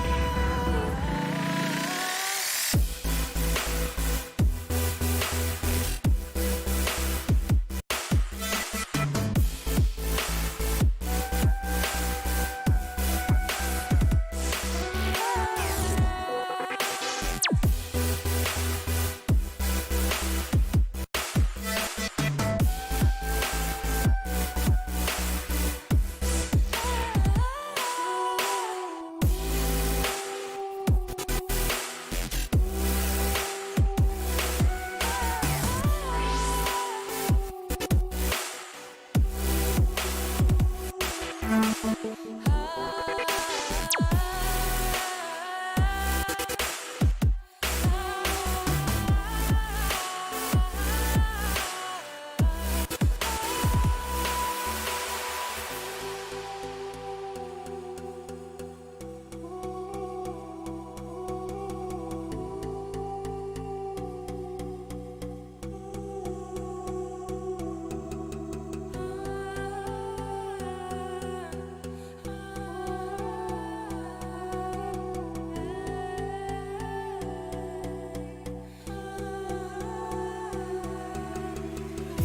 can't stay, so let's run away.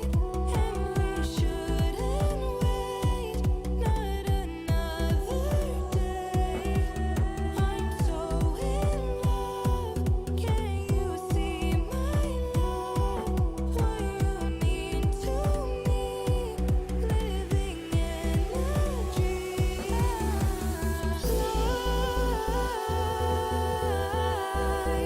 High into the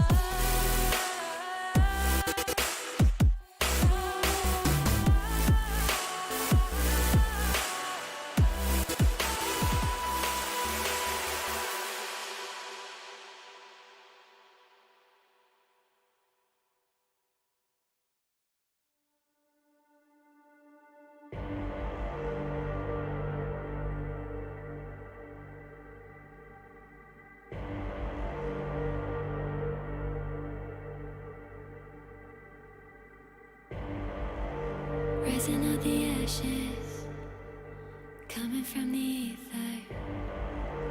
All I hear is static. Breathe a little deeper. Fallen, broken, a million light years away from home. My eyes opened, and now I've come to claim life. Oh, never let it go. These wings carry me. Live this fantasy. Running through the fire, fire. Gonna let it burn. I am the Messiah. Gonna let it burn. Running through the fire, fire. Gonna let it burn. I am the Messiah. Gonna let it burn. Gonna let it burn. Gonna let it burn. Gonna let it burn. Gonna let it burn. Found me in the darkness. Now they see me shining. Calling me a goddess. Thunder and the lightning. I'm falling, I'm faster. Making my way back, I'm close to home. I'm fighting harder because I've come to claim my throne. Never letting go. These wings carry me. Live this fantasy. Running through the fire, fire. Gonna let it burn. I am the Messiah. Gonna let it burn. I'm running through the fire. Gonna let it burn.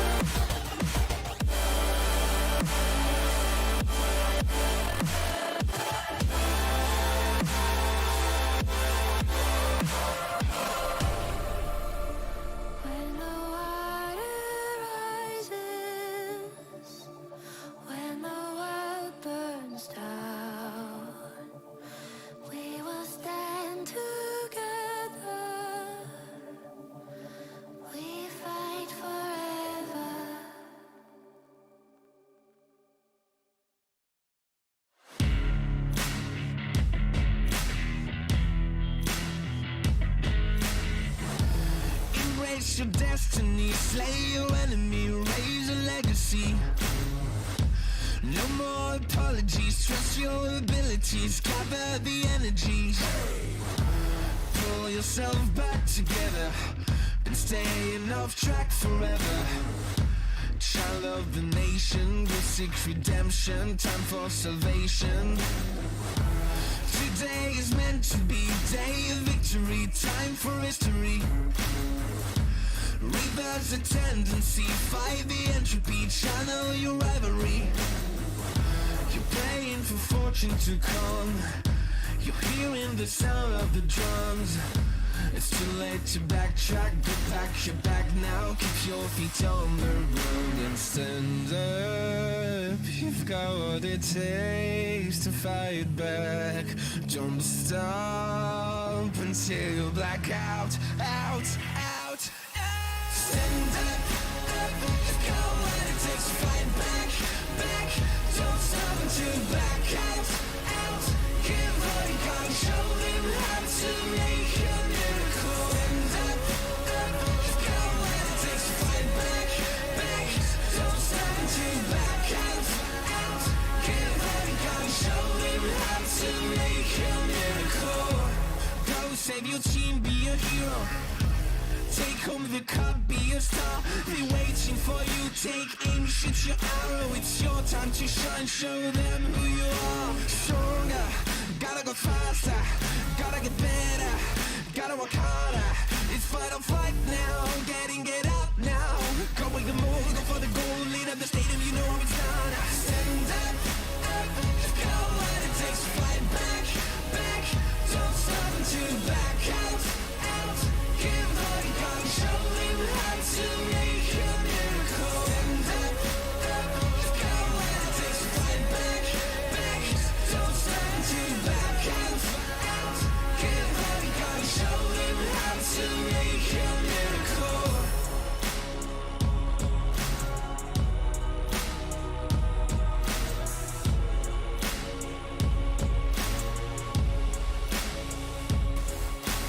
Stand up, you've got what it takes to fight back. Don't stop until you black out, out, out. Stand up, up, you've got what it takes to fight back, back. Don't stop until you black out, out. Give all you got, show them how to make a miracle. Stand up, up, you've got what it takes to fight back, back.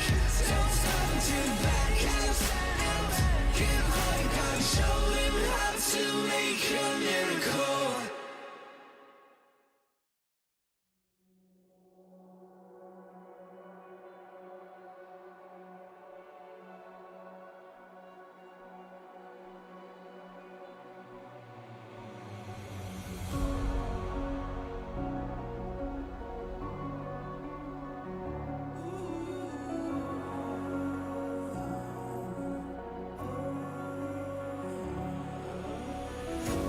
Breathing in, breathing out. There's no more room for any doubt. Empty mind, steady hand. Just stay close, stick to the plan. I hear them coming, I hear them coming, and I'm ready as I'll ever be. I hear them coming, I hear them coming down. I'm ready as I'll ever be. Don't give up, don't give in. Don't let me down. Be the one to wipe their grin when they hear this sound. Don't give up, don't give in before they catch a glimpse. I know you'll find the strength within. This is your last chance.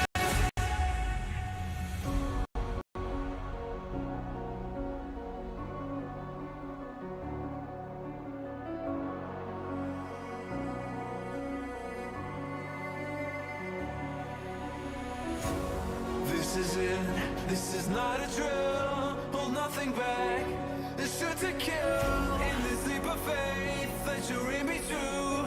You stand alone, but I'll watch over you. The clock is ticking, the clock focus again. A single second could mean everything. Time is running out.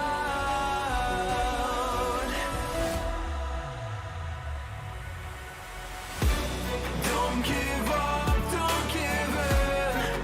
Don't let me down. Be the one to wipe their grin when they hear this sound. Don't give up, don't give in before they catch your gun. I know you'll find the strength within. This is your last chance. Now's your time to shine. Make it count.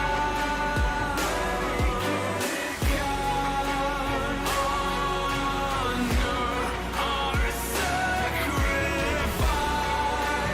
And now this is your last chance.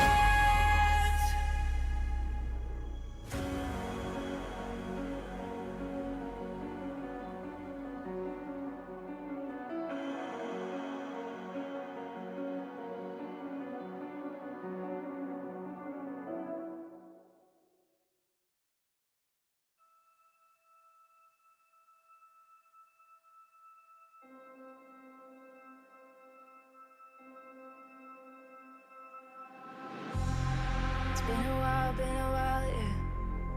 Safe to say over a year. Still it feels like I saw you every day. Tired of hanging around the ones that always need an explanation. I don't need to every day. Explain myself, don't hold it against me if I'm somewhere else. Put all the masks that I had on the shelf. Wish I could stay, but it's bad for my head. Something's coming. I wanna be everything I thought that I can never be. Build me up, piece by piece. Figure out all the parts that maybe used to feel like I belonged to a certain place or a town. Feeling safe, feeling sound when I'm still around. But there's something in the distance. I wanna know what it's like. Don't worry, I'm still with you all the time. Explain myself, don't hold it against me if I'm somewhere else. Put all the masks that I had on the shelf. Wish I could stay, but it's bad for my head. Something's coming. I wanna be everything I thought that I could be. Build me up, piece by piece. Figure out all the parts that maybe. Something's coming. I wanna be everything I thought that I could never be. Build me up, piece by piece. Figure out all the parts that maybe. Something's coming. I wanna be.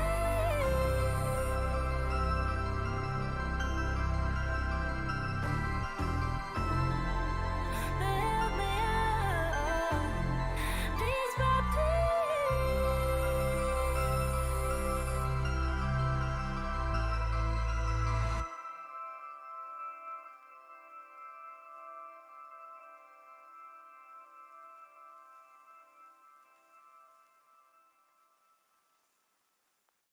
I might be tired, let the stones take through. Picking up scars and I hold them close. They shot me down, but I got this fight. Shine a light on me when my heart goes dark.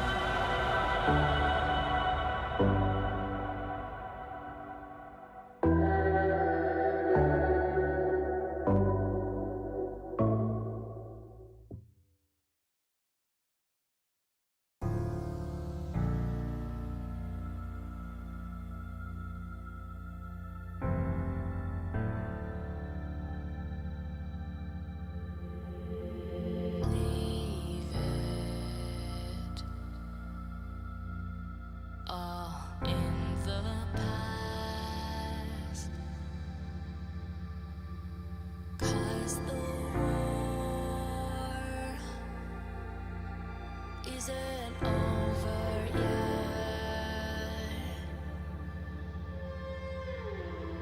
You lost one fight,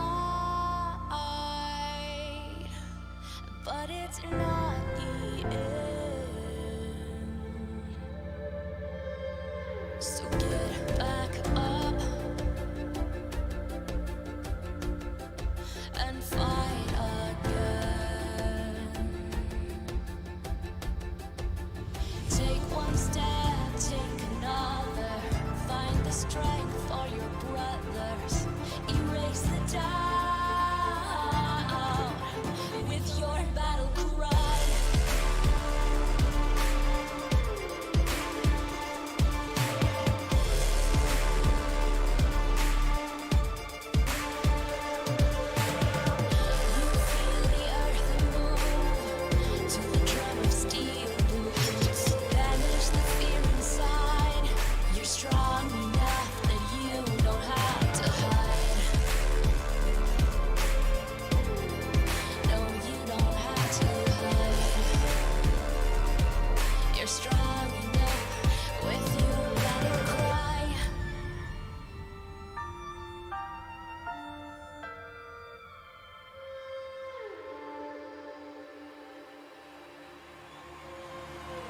Clash of steel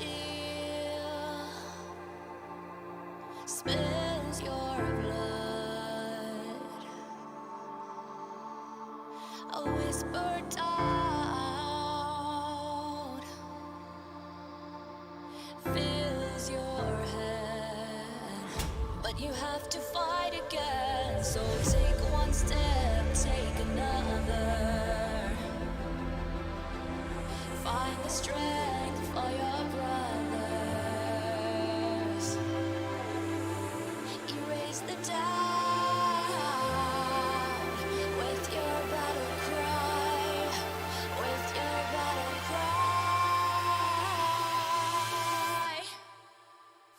You feel the earth move to the drum of steel boots. Banish the fear inside. You're strong enough that you don't have to hide.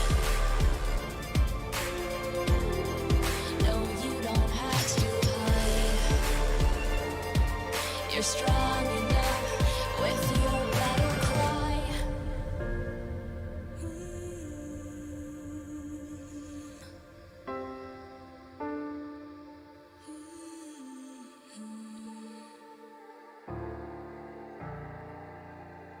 Brings you to your knees.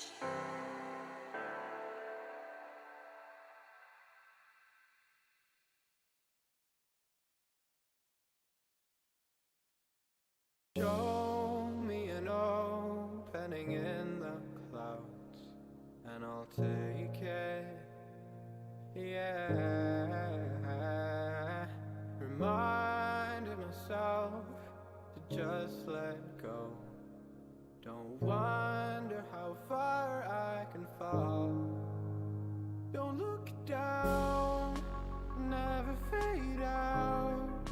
And I just wanna be someone and never fall behind again. Just keep on moving on. Never look down, never fade out. Never fade out. Oh, oh, oh, oh,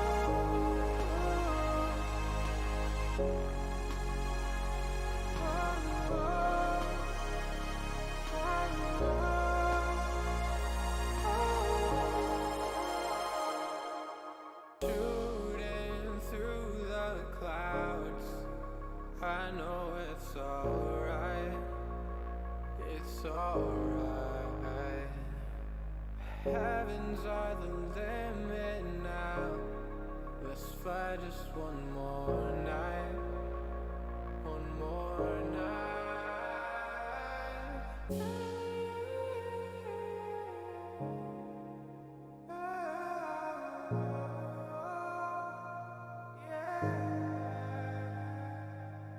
Yeah.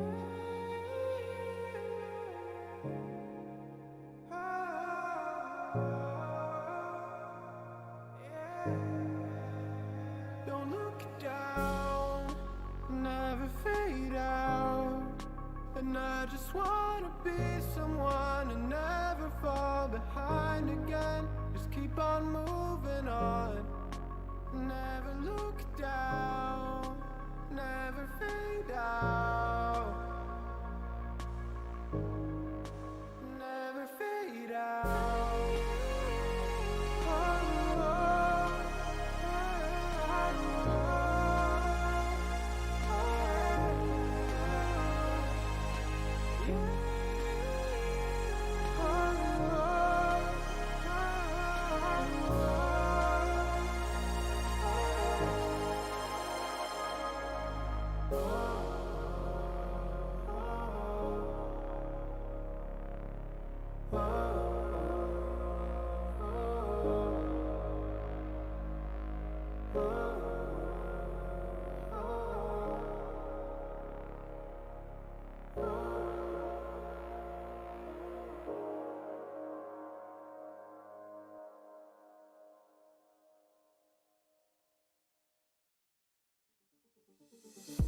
They're looking at us, an audience.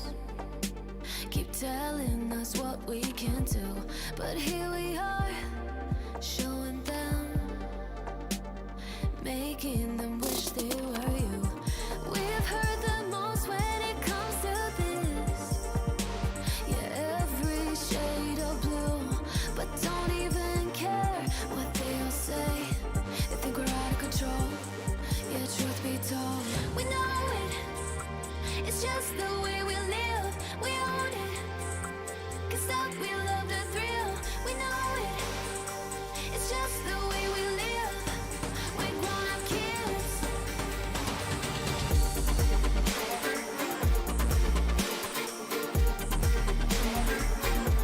We love the thrill.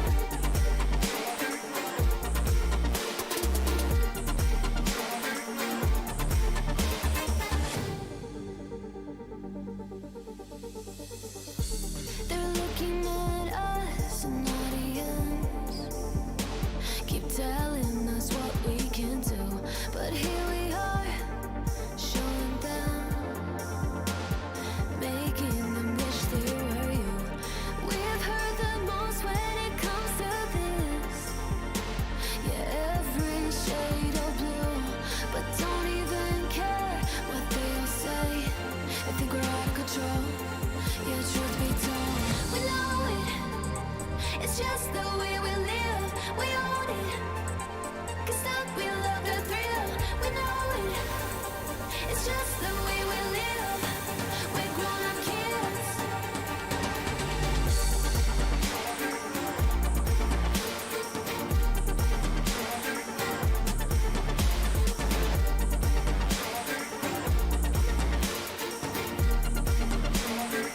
It's just the way we live. We know it. It's just the way we live. We own it. 'Cause stop, we love the thrill. We know it. It's just the way we live.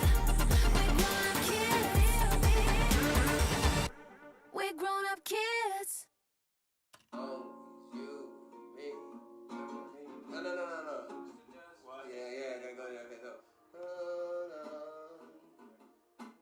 Up, up, up, 1,000 miles of luck. Don't look down, we made it. Feet far off the pavement, and we go up, up, up. 1,000 miles of luck. We stay understated. Pressure feels amazing. Just the dust, just the sand, just the motion of your hands. Travel like land, it's just enough, oh yeah. Just for you, I'm just a man. Just an ocean in the wind. We ain't gotta make plans. Fair enough, it's fair enough, oh yeah. Always you and me, tryna be weightless. Like we're the two surviving pieces of something. Always you and me, tryna be weightless. Get poppin' met de nieuwe KitKat Pops. In 3 lekkere, luchtige smaken. in the making. Up, up, up. 1,000 miles of luck. Don't look down, we made it. Feet far off the pavement. And we go up, up, up. 1,000 miles of luck. Oh no, we stay understated. Pressure feels amazing. Just the dust, just the sand, just the motion of your hand. Travel like land, just your hype man.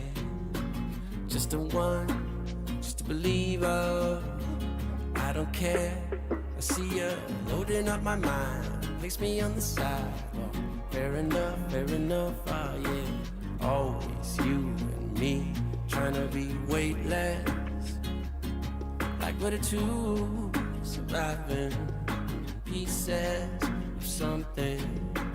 Always you and me, trying to be weightless, yeah. And I know it feels like light years in the making.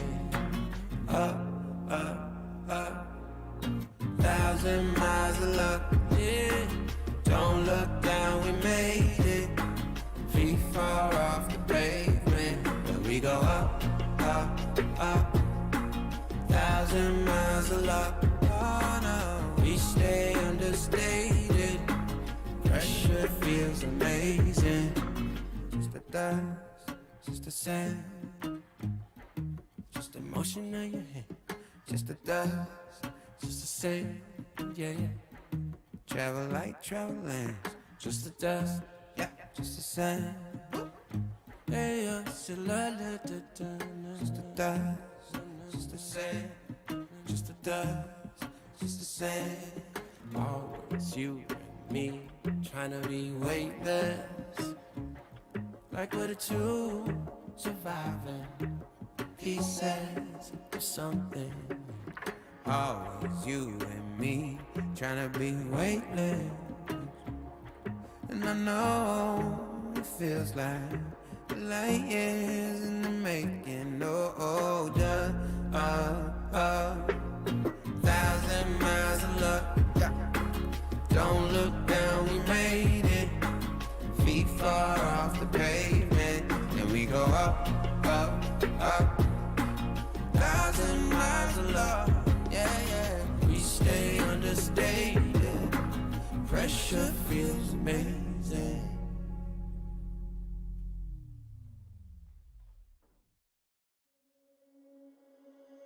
Under peach yellow skies, dreaming big and aiming high. Name the clouds passing by, wishing we run away. All we need is our passports, baby. Leave the rest in our troubled minds. Let us go down in laughter, baby. Trying to figure out what we're after.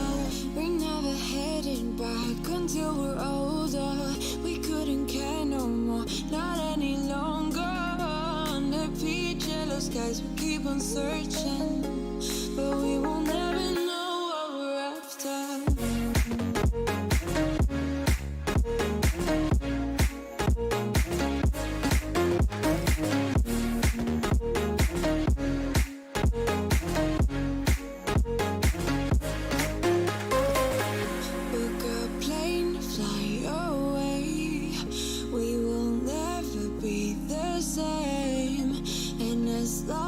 You are mine. Come on and run away. We wanna run away. We don't need any reasons, baby. Leave it all for the faded hearts. I don't mind if they call us crazy, 'cause they don't understand what we're after. We're never heading back until we're older. We couldn't care no more, not any longer. Peach yellow skies, we keep on searching, but we will never know what we're after.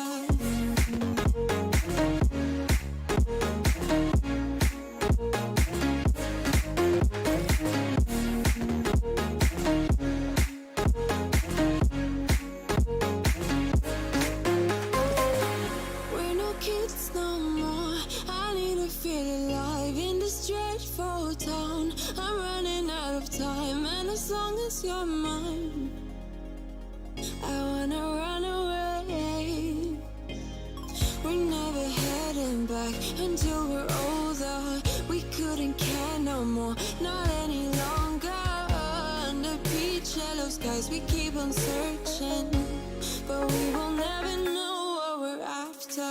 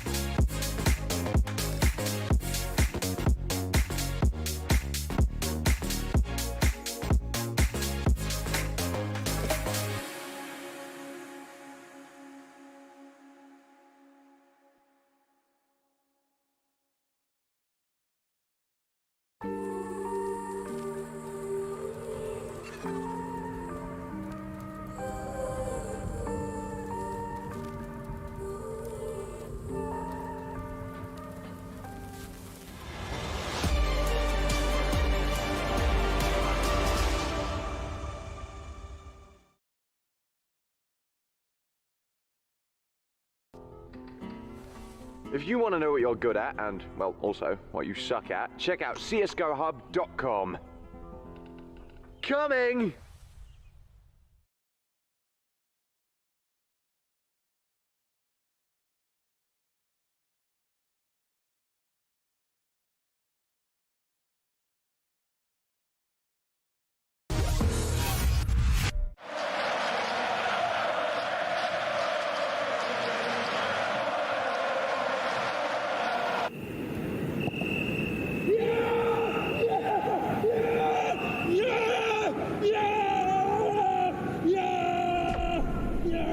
Start your esports career now at play.eslgaming.com.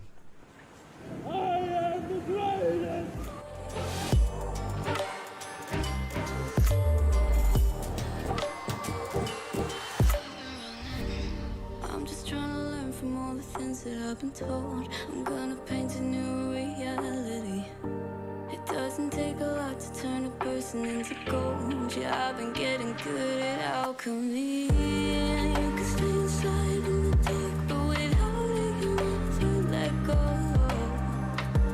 And when you're done with hiding and you wanna have control, you and I can find a perfect fantasy. Stepped out looking like a small fire, half glass that is filled with desire. Head down, but no, I can't deny it. Life is fun when you're a liar.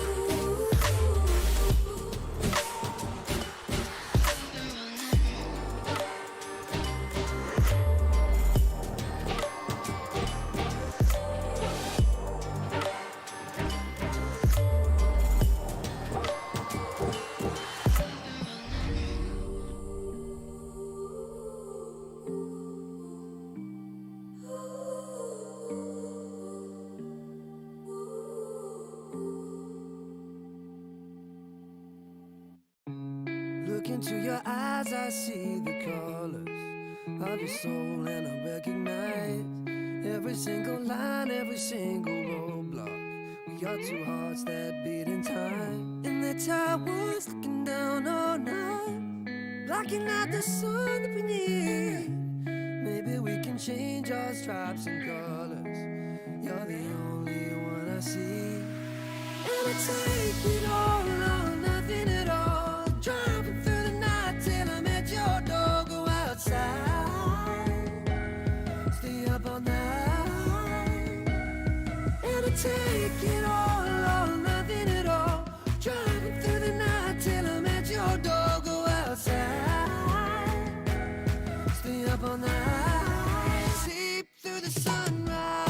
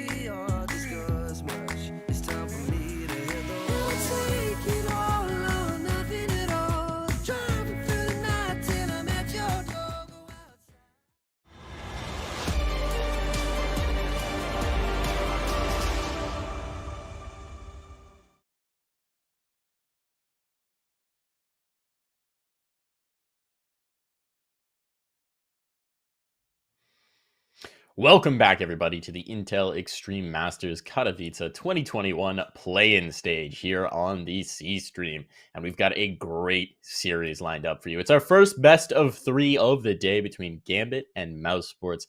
I can't wait to bring you all the action on this one. Joining me is Dean, of course. Dean, what do you make of these two teams going up against each other? I'm hyped. One thing that worries me a little bit is the fact that Gambit, obviously, they didn't really have much of a test in that first game. I don't think that's going to be too much of an issue for them, but they didn't have the same level of warm-up, perhaps. They just had a pretty straightforward game, didn't have to overcome any sort of adversity throughout that game. While on the other hand, if we were watching the Mousesports game, we, of course, were checking it back and forth while we had the chances. That one ended up 16-14. Mousesports just about coming out on top of that one. So they've had to fight a little bit more for their game, so I think they might be more in the correct mindset here going into the best of 3. I mean, that's true, but the reality is also they had to fight because they had a much tougher run of it. And of course, the storyline here for Mousesports is Tougher the opponent changing too, of though, the we've got to be real. guard. Sorry, what was that? I was just saying a tougher opponent too. That's something we've got to be real That's with. true. I feel like That is Gambit certainly definitely true. just had an easier layout for them in that first best of 1. But the storyline here for this Mousesports team is the changing of the guard when it comes to leadership, right? You're bringing in Dexter, importing him from Australia. He's had about a week practicing with the team. He's not been here for long, very fresh, very new, and he's stepping into big shoes to fill when it comes to Kerrigan as an IGL. So there's a lot of work here to be done, and you're coming up against a dangerous opponent in Gambit where you may have not had the time to perfect your map pool, to work through every map and start to integrate the things that you want. And Dexter's been talking about the fact that he doesn't want to just build on what Kerrigan built. He wants to create his own system, integrate his own ideas, and they just really haven't had a chance to do that yet. So they're presumably going to be playing rather loose, rather fast, maybe coming up with ideas on the fly and working those through. It's just the reality of a fresh team like this that hasn't had a lot of time together. And a team like Gambit can punish that. Yes, they're young. Yes, they're on the come up, but even against a skilled opponent like Mousesports, when they're maybe not so refined, not so put together, a team like Gambit, this gives them a prime opportunity. Yeah, no, for sure. I mean, there's always the possibility that a team's going to come out in that honeymoon phase and they're just going to be smashing it from the get-go. But I mean, a 16-14 close best of 1, I don't know if we could judge it too much on that. It's when you get into the best of 3s that you'll really find out the overall kind of level of the team. But as you said, definitely bringing in Dexter recently, not having too much time to prepare with him, it's going to make things a little bit more difficult, at least when it comes towards this veto. One positive is, obviously, as we said, the first round, the matchups were known, so they should have had a bit of an idea of who they could have been facing here in this matchup as well. So I would imagine that they are going to be well prepared coming into this one. Yeah, these were the expected results, right? There's no surprises in who's come through the bracket. But one of the things that is interesting when we talk about Mousesports being a team integrating a new leader is this opens up some interesting possibilities for Gambit if they want to try and punish pick in the veto. Both teams have a perma, so those are going to be locked out immediately. It's going to be nuke lock for Gambit. Those will be vetoed. And then we're going to have overpass vetoed for Mousesports. It's very straightforward. But then what they'll pick is anyone's guess, because we don't know what Mousesports are starting to prefer here in their map pool, what they've spent the most time working in the server. So presumably they're going to try and pick into a map that is comfortable for them in terms of time that they've been able to put in on it with this new roster, and that might be a little uncomfortable for Gambit. Meanwhile, for Gambit, you've got a lot of choices. They have a strong, deep map pool, and they can try and take it to a more tactically impactful map, something like a train, to really try and twist the screws on Mousesports and see how much time they've been able to put in. I don't know. I find the possibilities here in this matchup tantalizing, Dean.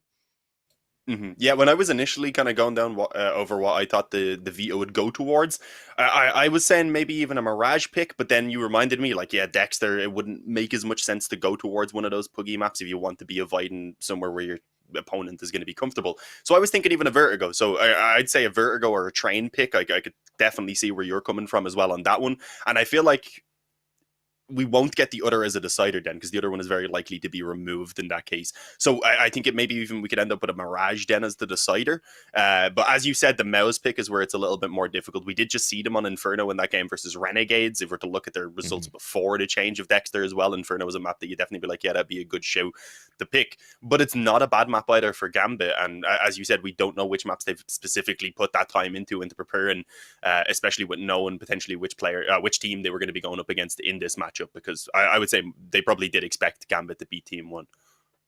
I think you've got a fair shout guessing the Inferno pick for Mouse, just because we've seen them on it. We see that they're comfortable, that they know how to play it. But there's some possibilities open there. It's an intriguing team, and there's so much firepower on this Mousesports line that even if they don't necessarily have all of their I's dotted and all of their T's crossed, they're going to be in the server with a fury. They're going to be potent in here, and either of these teams does have the firepower to make this one interesting. I'm particularly looking towards that AWP matchup.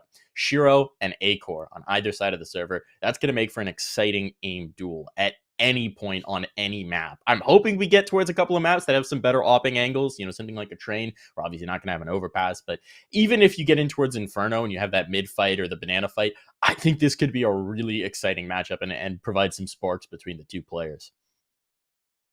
Oh yeah, definitely. Yeah, Shiro we know is absolutely nuts as always on the up. He had a pretty fantastic opening game as well, going 25-8. That was on train though, so that is a map that does actually fit towards the upper, as you said. So maybe on a map where you're forced to be a little bit more passive, perhaps Acor could still come out on top.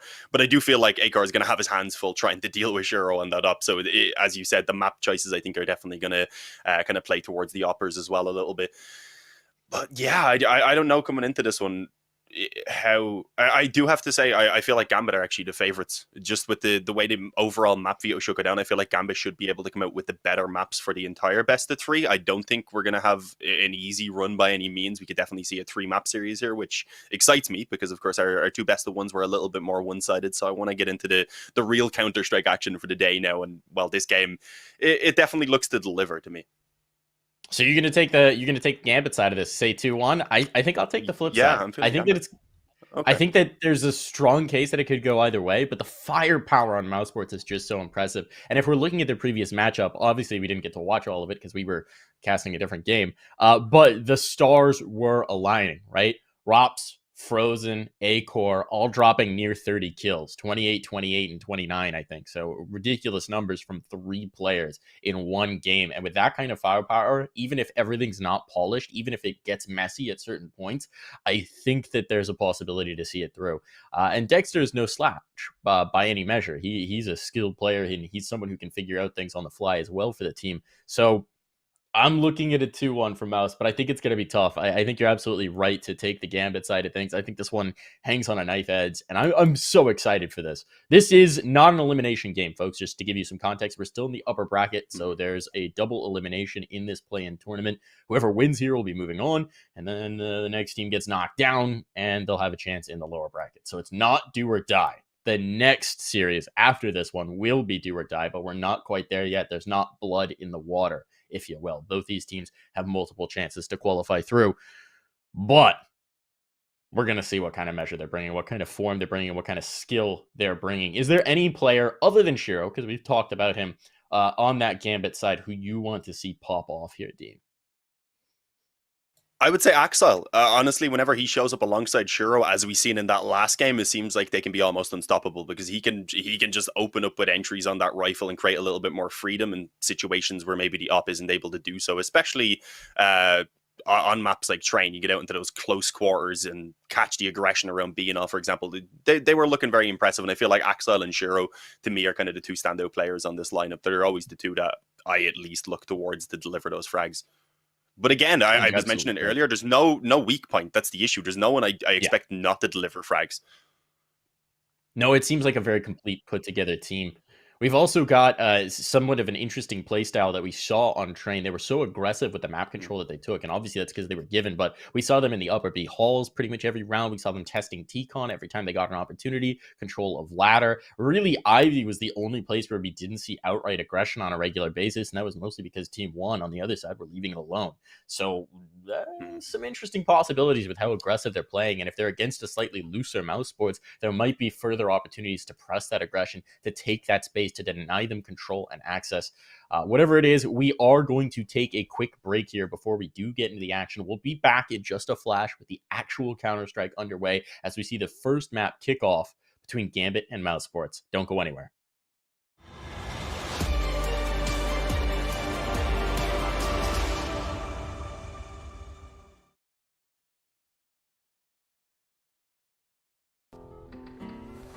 If you want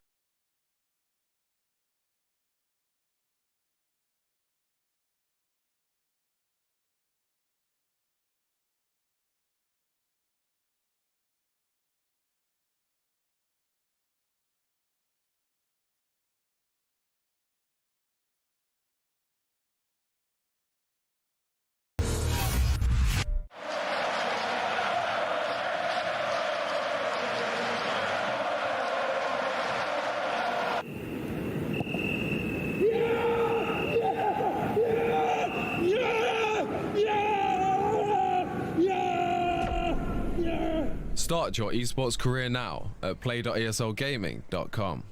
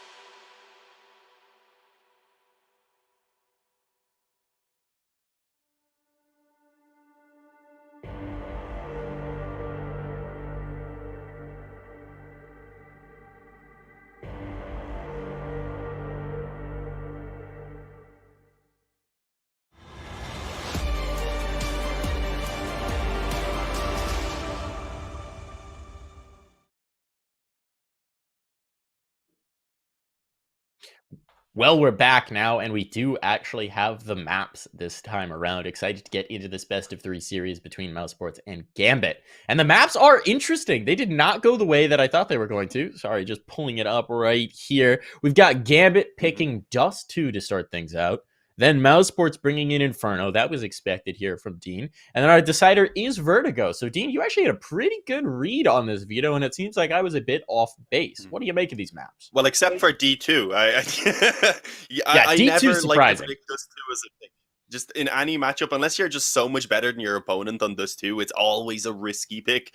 And it was not expected by me here to come out. I thought it was going to be getting removed at some point throughout the veto, or at most maybe as the decider.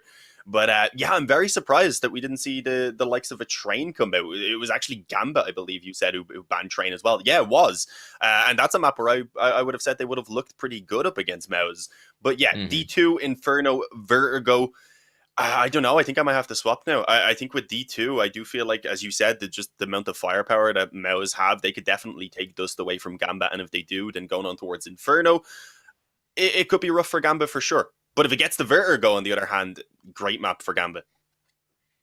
It does feel like Gambit has sort of missed their opportunity to maybe press on the fact that Mousesports is bringing in a new leader and haven't had time together as a full 5 unit. That seems a bit concerning, but we'll see. I mean, they're obviously confident coming in.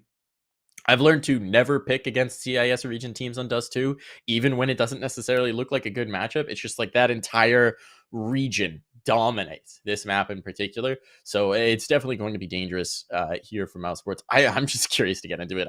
I just want things to happen now. We are into the best of threes now. We're into the meat of this play-in series here at IEM Katowice 2021, and one of these teams is going to get knocked down at the lower bracket. One of these names, Gambit, who are a team majorly on the rise, Mousesports, who are looking to rejuvenate with new leadership, both teams with pedigree, both teams with history, now squaring off to try and book a spot in a historic Counter-Strike event.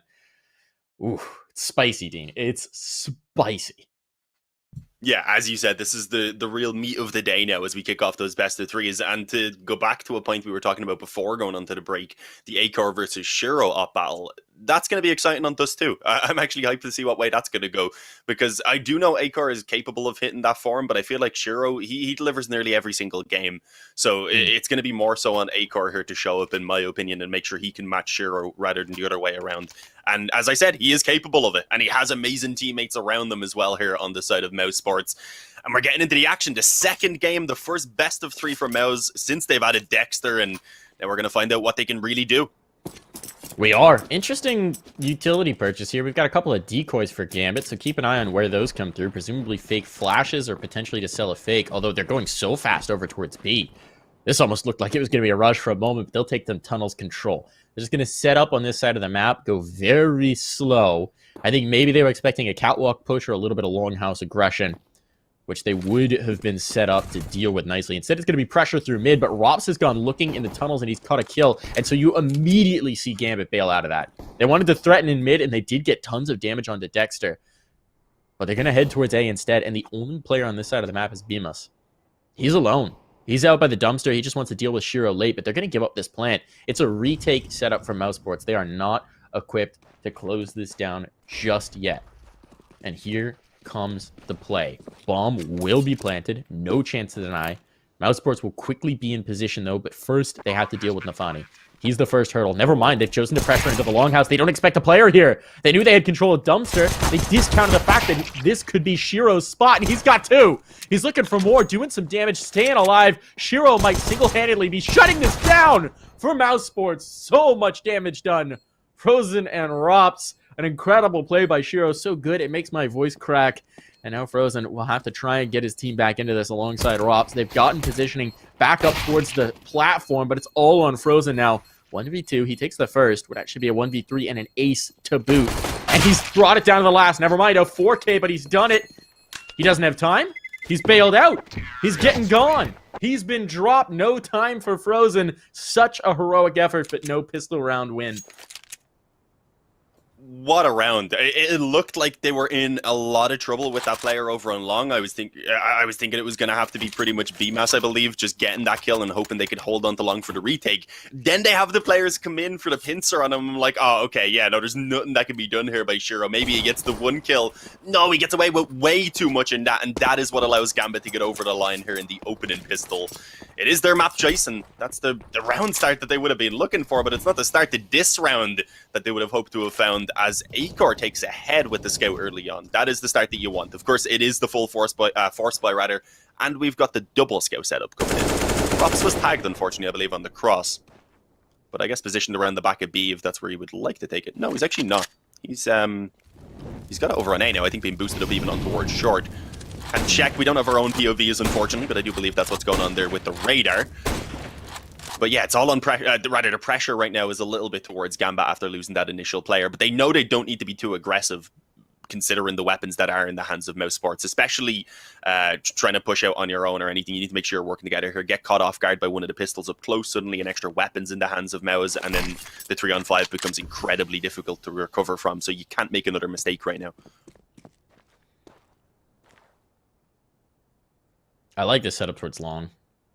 It's always so tough to deal with the CZ tight up, especially if you then get focused on the deagle. The idea here is Bemis pops off a shot with the hand cannon. They focus in on him, and then as they come through, Dexter takes a kill. Ideally, Bemis gets a kill as well, and then they're well set up. Problem is now Hobbit has found the weak point. It was Cat. There's only one player there. He's taking the kill, and now the numbers are even. Costs Hobbit some health, but that's a worthy price to pay. Frozen set up by the double doors. Where is the scout? Back of sight, actually holding towards tunnels, but Frozen, he doesn't need a scope on his gun to collect ahead. The health is getting very low indeed, and now Nafani is dropped. The remaining 2 players are vulnerable to the pistols, and that's what we see come to fruition. Dexter gets a kill. Frozen, another. 4 players survive, and Mousesports dominate the force buy.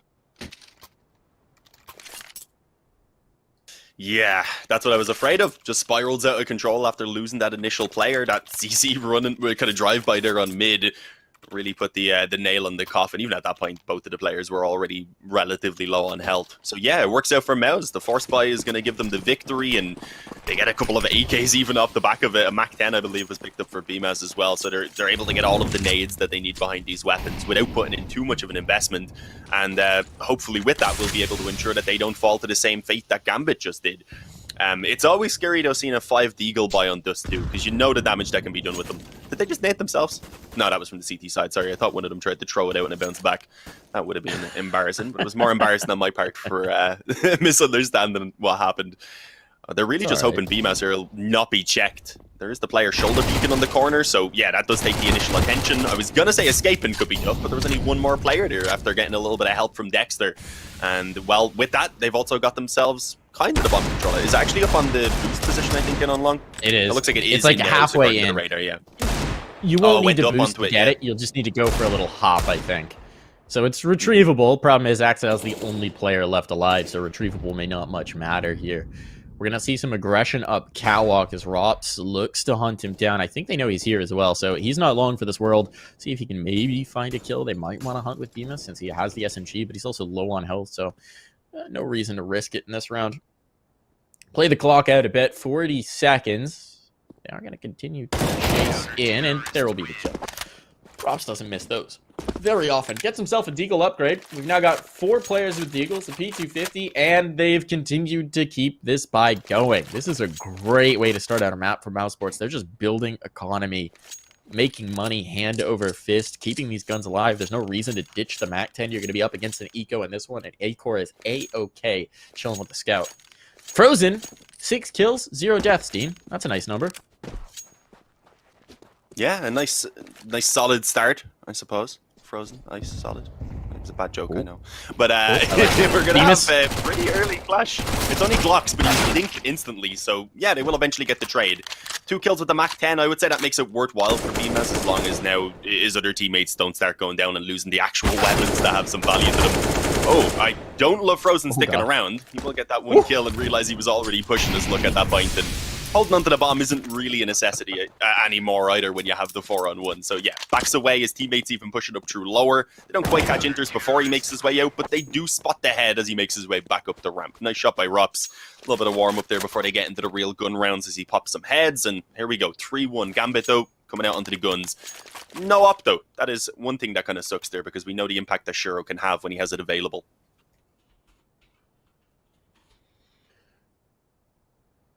That was another round where just easy setups, easy control, the aggression up. You lose the SMG, but you're absolutely right. It's totally worth it. You don't want to bring it into this round regardless.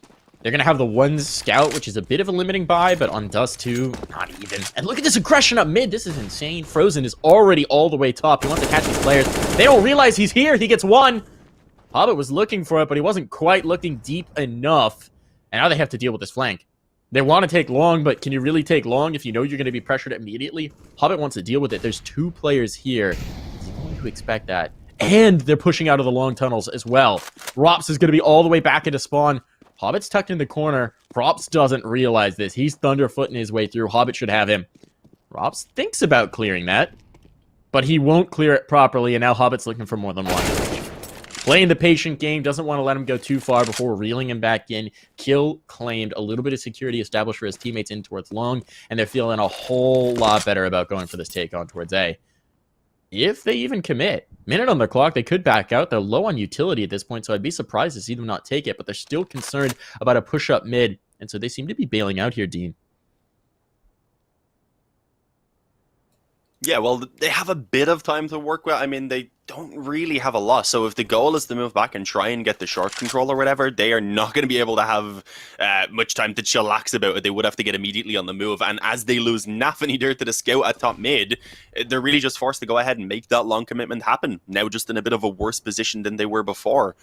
As you said, it was the worry of the flanks that had them slowing things down. But they weren't quite coming in. Not until now, anyway. There is a player pushed up through B, but I don't think he's going to get to do a lot, so it is going to have to be his teammates on the bomb site who hold on to things. Molly down on the ramp, that complicates the push up, and oh, a push straight through the smoke from Acor. He gets all of them. He just rocks the P50. He doesn't give a damn. He had a scout on his back, right? Was that the ace? Was the 4K or the ace? 4K. It was a 4K. Right? He got the 4K mid as well. That was insane. I'm kind of sad I didn't get to see that from his perspective, but the first one was ridiculous enough. Oh, man. Oh, man. This is not looking good for Gambit. Look, it's so early days. It's not really that concerning in terms of round total, but you'll see they'll take the time out here, and that's as much to ice Mousesports and relax their own nerves as it is to discuss anything tactical. Because the problem is, Mousesports are feeling it. They're rocketing up mid. Acor is getting multi-kills with P250s. It's just starting to get very concerning indeed. The way these numbers are shaping up, the way these individual rounds are shaping up as well. So take a chill pill, take the pause, settle it down, talk to your young players here, Hobbit, coach them back up. Say, you know what? Very early days. Don't worry about any of this. And maybe give Mousesports a second just to let the pulse drop a little bit. Maybe go for some less aggressive plays. This round's not going to be the one to get it done. Just pistols out here, Dean. But they do have a bit of utility. A couple flashes and a single smoke to maybe try and get a bomb plant going. Maybe overwhelm and claim a rifle. It's a slim possibility, but it's not quite a 0% chance. Yeah, Dust 2 is one of those maps where it's just pretty difficult to get the bomb down on these rounds, unfortunately. Like, Train, you have one smoke, two flashes, awesome. You have a good plant, you have a good chance of getting that plant over on B, for example. But no, you have a lot more ground to cover normally between the choke points and actually getting onto the bomb site itself on Dust 2 here. Or else it's just such a difficult choke point like Dust 2 where you're going through the tunnels, you don't have the ability to swarm out upper and lower at the same time. So you're just going to all concentrate in one spot. But we'll see if they find any success. It's actually a drop into the spawn. Doesn't go too well initially as the molly actually stopped the backup from coming through to assist, so there was absolutely no help for those players. But Axel has gotten one more frag, and okay, there we go. Hobbit's actually walked out B in the meantime. Oh, can they get the bomb back? Surely not. No, Axel's got another kill. It's suddenly a 2-on-2. The health is not great, but they shouldn't be in this position either way, so they could shock me by still managing to make this work. Oh, and they're going back. Are they? No. They're just going to leave one back behind to hold off and hope Axel can get that bomb down. He needs cover, though. He's not going to get this down on his own. Yeah, I can't believe Hobbit's left him on his lonesome to hold tunnels. He made a judgment call that they were going to come through tons instead. He's going to try and plant. There's the swing. East drop. Now the round's out of hand. Hobbit, I don't think this is recoverable here. Never mind. He's going to get a kill. He's down low on health. Doesn't have the armor, but Hobbit has done so much damage to this point.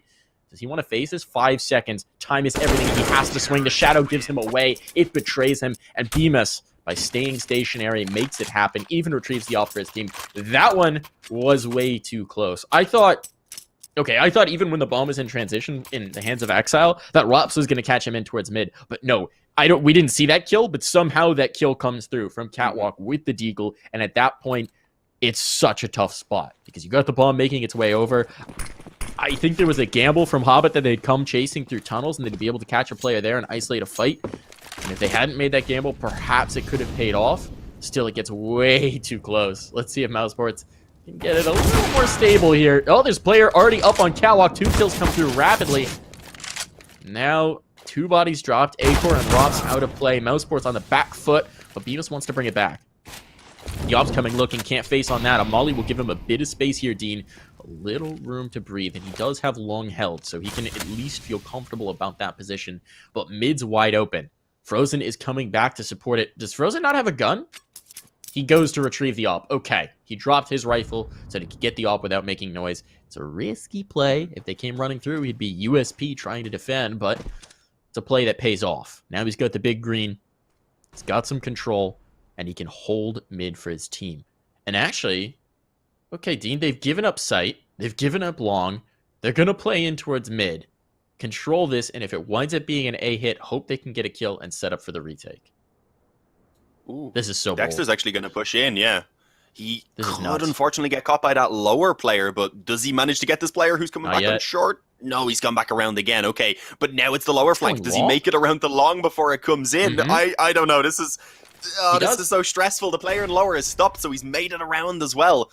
This is going to be a tough hold. Nafany is creeping forward on towards the bomb site now. The player who was initially here to hold has dropped down into the spawn, I believe. So they're actually just going to very likely be looking at the retake setup, which, unless that long player finds early success, I was going to say is going to be tough with that up, but they do make it work. Dexter, at least, is able to catch Nafany. In the meantime, though, Axile, he snatches one back towards Bemis. They have that long control sure to work with for the retake, but how does Frozen make his way over? He's actually going to get caught from lower now, so at this point, it's just pretty much a save, I was going to say, for Dexter, but he was already pushed up too far to even have that opportunity. Gambit.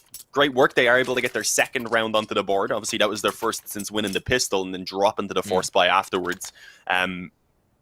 But are they going to be able to replicate that? The reason we seen that goes so well, especially in the early moments, was that aggression from Mousesports just being caught. They'll probably learn a little bit from that lesson, and they've even gone for a double up setup now.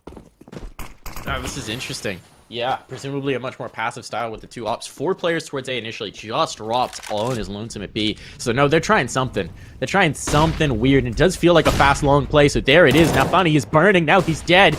They're dropping players one after another, and there's multiple players here to hold. So this long fight has not gone the way of Gambit. They take 2 casualties. They don't have anyone in position to capitalize on the empty space that Mousesports has left, and now they're just trying to reclaim. Shiro is getting bowled in mid with the op, and admittedly, no one's here, so he might be able to catch this, but there's no way for him to know that, so he can't feel comfortable about it. He'll throw a cross smoke. They're gonna try and split onto B with an op going solo mid. It works! Shiro catches the kill. Hobbit a second as Rops unscopes at the worst possible time. This bomb is headed into the site. How on earth has this worked? The god of timing has smiled upon Gambit this day, and the bomb will be planted, and I don't even know if Mousesports is going to go for this retake. They've got some utility. It's viable, but it's tricky. And they've got to bleed some time just getting towards. It seems like they want to try it. Problem is they don't know what's going on mid. They don't know what's going on in tunnel, so they're just going straight forward all the way through.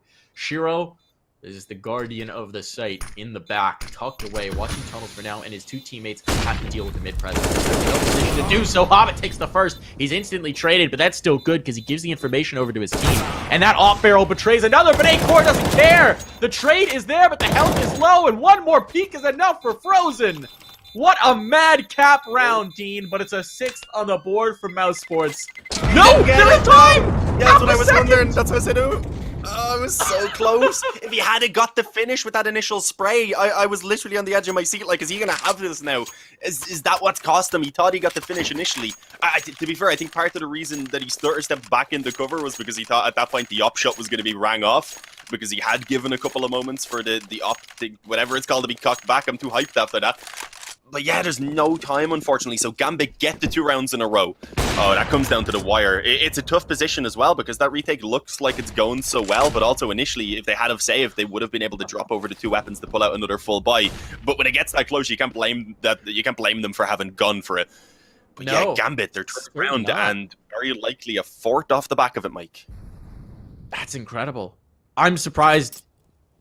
It was a 5-on-3 at one point, right? And they get 2 quick kills. And what? The multi-boost on Catwalk collects one in towards Dark. So many players focused in there. And now the hand cannons are here. Here's the swing from Bemis. He gets one. There's a follow-up. The bodies are hitting the floor. Oh, it's not looking good for Gambit at all. Just Shiro out towards long. He knows what he has to hunt back in. It's a USP on one player, and the molly should mean that Dexter dies here. He's going to go for the peek, but Shiro had discounted it. Flicks back. What is this madness these last 2 rounds? Shiro looking to bring back the clutch. He just needs to find a low HP Rops. Rops doesn't have armor. The pistol will make a difference with that. But Rops is repositioning out towards Catwalk. But with 50 seconds back on the clock, Shiro does not have to do this at all. He can just leave. And leave? Well, that seems to be the choice he's making, Dean. He's going to back through the longhouse. Give us a much-needed breath of air here. Because these last 2 rounds, I've driven most of it from my lungs. And he's going to take it all the way to B. This is absolutely the right call, the right read. 25 seconds, should have time, Dean, and he's going to be able to get this bomb down. Yeah, and then suddenly with that up, the after plant becomes so much more viable. And honestly, it may even be a position where if Rops doesn't get over there quickly, I was going to say he could even potentially just save the AK, but yeah, sure, just repeats back in. He dropped the smoke. As soon as the smoke goes down, I guess Rops thinks, okay, he's probably just going to be planting now, surely. And that wasn't the case. He peeks out the door, catches the kill preemptively, and puts a stop to it. Just saves a few seconds, really. That's all he done, Mike. He just wanted to get into the next round and see if Gambit could keep their performance going now. But a good recovery from Shiro. That got way too dangerous considering what they were up against. What was it, 2 Deagles even, I think, alongside the other pistols? Yeah, no, they can't afford to be sustaining that damage, otherwise Mousesports are going to punish them as soon as they win a gun round. I'm loving this, though. These last few rounds, we're getting tickets to the circus, along with the CS tournament. Getting wild. Just the calculated aggression from Mousesports is continually catching Gambit off guard. And it's funny because this is a team that we know on their CT side love to get antsy, love to get aggressive. Rops just in the sight, takes a peek out towards mid. He catches one. Dexter's here, and he withdraws back into the smoke. Axel can't chase. Thinks he's gone back towards spawn, but as he stays, he'll find Dexter right in front of him. Frozen's got another in the meantime, but Frozen's still alive on site. He needs to do more. It's a 3v2, but if he goes down with no ability, it would be tough. Never mind. Frozen up to the task, gets a second, and it's all left to Axel, who's isolated in mid. And he will catch a kill with a Molotov, actually, as he dies.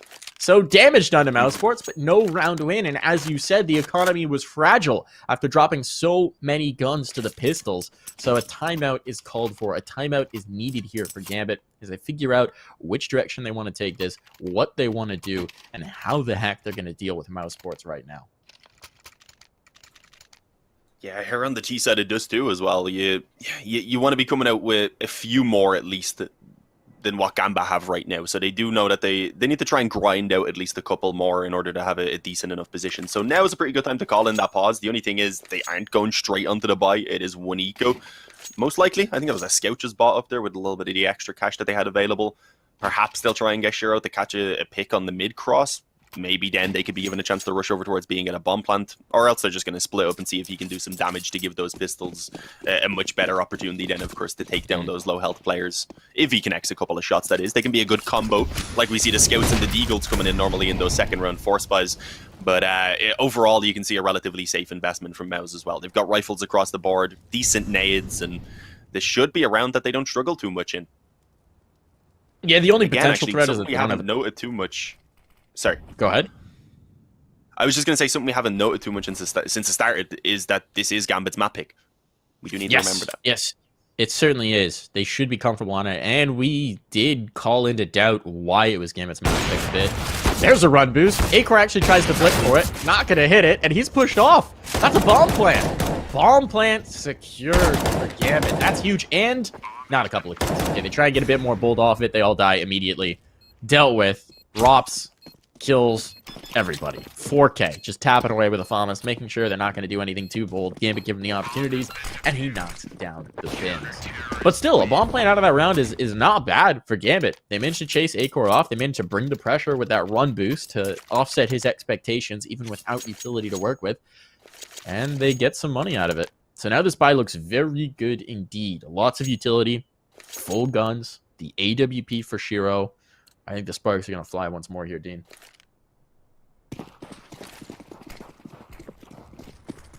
Yeah, we were mentioning that he obviously was lacking that a couple of gun rounds back, so maybe it is the difference maker. He was also up against a double up setup the previous time that he was able to pull it out. This time they don't have that secondary one in play, unfortunately. It is just Acor over on the side of Mouse.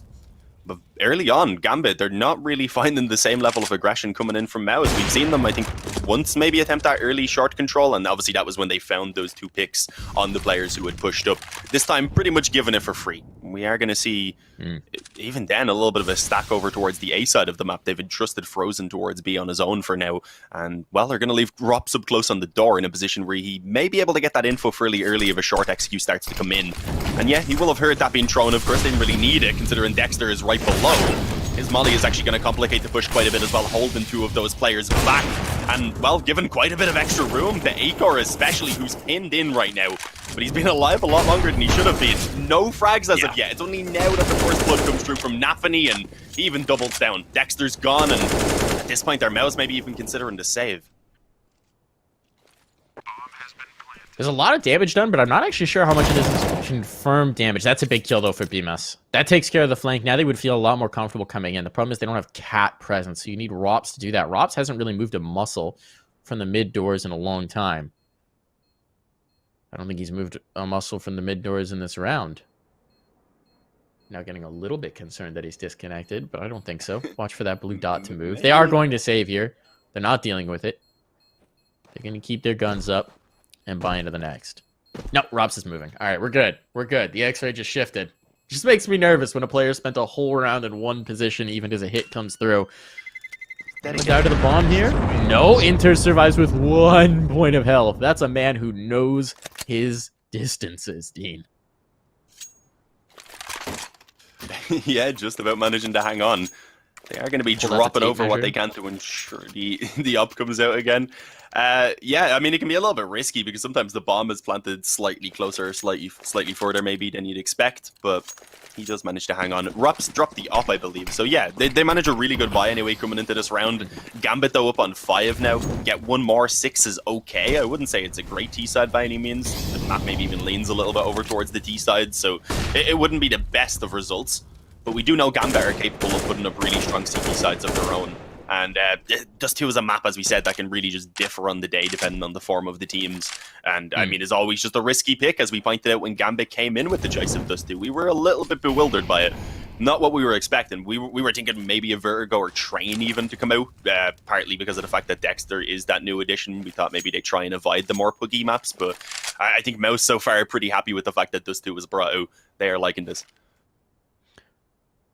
We've seen the aggression calm down a little bit these last few rounds, but they're still going for some unorthodox setups. We got Rops right up by the doors, 2 players backed by Goose. Now they're going to drop the utility A-Core, trying to reposition by the car, but it's a little bit too late. And there's a player who's worked his way through the drop down into spawn.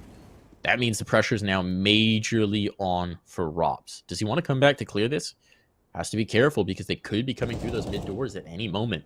Dexter, an opening pick. That takes some of the pressure off of Rops, and now I think he's going to try and work his way into the clear. But do they not even realize the player's here? No, A-Core's holding for it.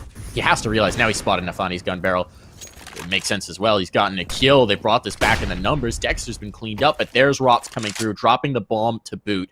Provided he can keep his Opera alive now, this is a strong position for them to hold. And A-Core, big pick, should shut down this round. All into Axile. A 1v3, no control of the bomb, 15 seconds, and a single Molotov.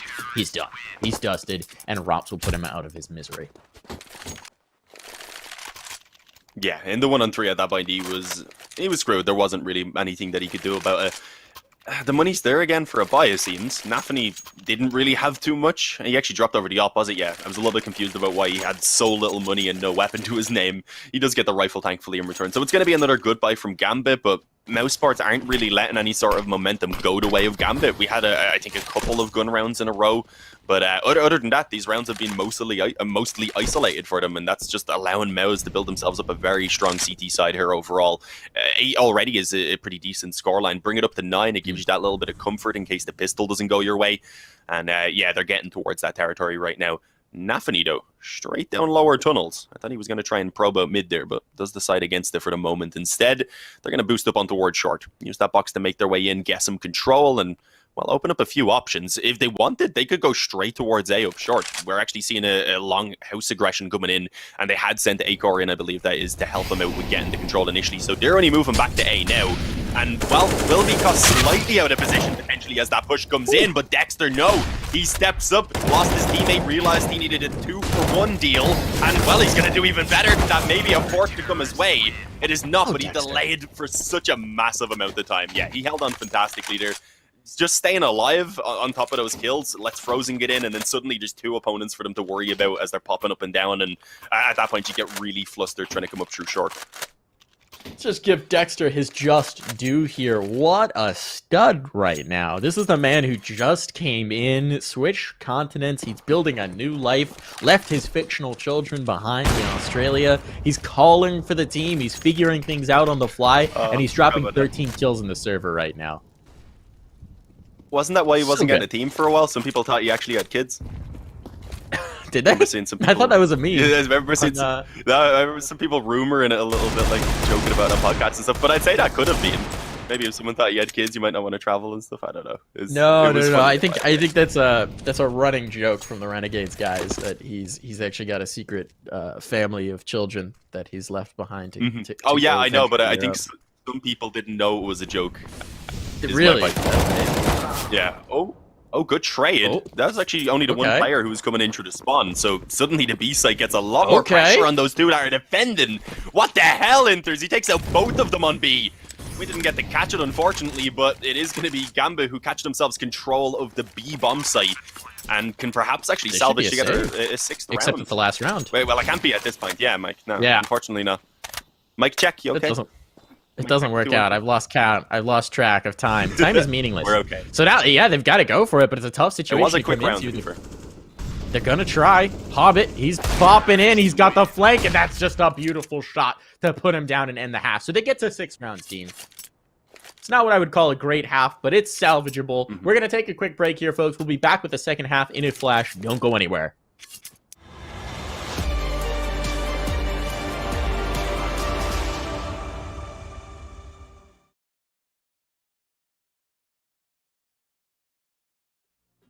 Thousand miles of love, yeah. Don't look down, we made it. Feet far off the pavement, and we go up, up, up. Thousand miles of love, yeah, yeah. We stay understated. Pressure feels amazing.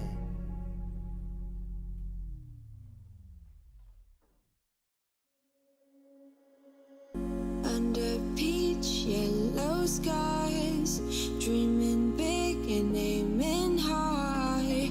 Name the clouds passing by, wishing we run away. All we need is our passports, baby. Leave the rest in our troubled minds. Let us go down in laughter, baby. Trying to figure out what we're after. We're never heading back until we're older. We couldn't care no more, not any longer. Under peach yellow skies, we keep on searching, but we will never know what we're after.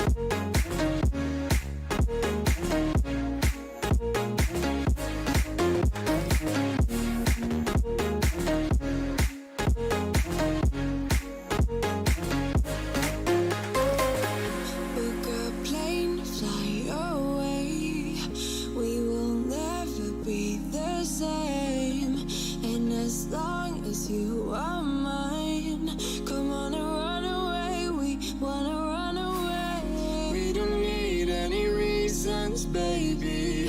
Leave it all for the faded hearts. I don't mind if they call us crazy, 'cause they don't understand what we're after. We're never heading back until we're older. We couldn't care no more, not any longer. Under peach yellow skies, we keep on searching, but we will never know what we're after.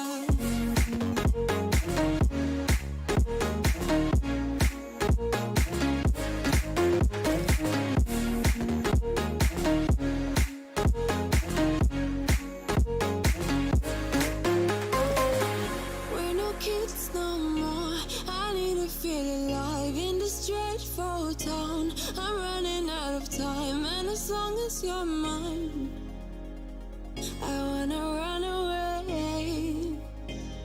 We're never heading back until we're older. We couldn't care no more, not any longer.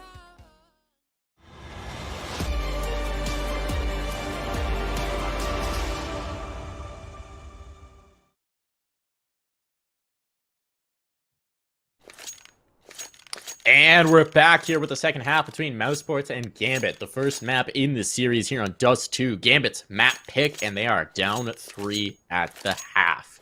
What are they going to do to get back into it? Mousesports bringing a lot of utility into this first pistol round, Dean. Where do we think they're going? B, it looks like. Well, I was going to say it's looking like tunnels because they've all headed in that direction, but they did leave Rops actually trying to fight down mid, and he was punished. Nafany hits a nice little headshot. I would imagine he had that P250 there trying to spam down a little bit, so maybe that'll be recovered by Acor, I believe, who's heading back into the spawn. Indeed, it will. So they've still got that longer ranged capability. But so did Gambit with the USBs, of course, and they have a man advantage to their name as well. Very early on, a smoke down on Beto, that is going to indicate that the hit is likely coming in this direction. Quick rotations are able to come through as well to give the assistance, as 3 players pretty much are going to be here as the push comes through. Oh, but Instant Dinks enters. He knows what it's like now to lose B quickly. He was the one who had opened it up in that previous round. And, well, it's actually been traded out into the 3-on-3. They do, unfortunately, have to worry about the flank, which is notified it was coming in from behind, I believe. But they will get the bomb down, and now in a 3-on-3. Let's see if they can hold this off.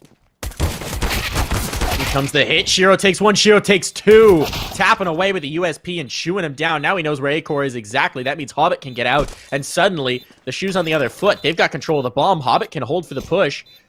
Shiro's actually not even going to commit into it just yet. They know he's there, and Hobbit will take the kill. The defuse can be had, and Gambit takes the pistol.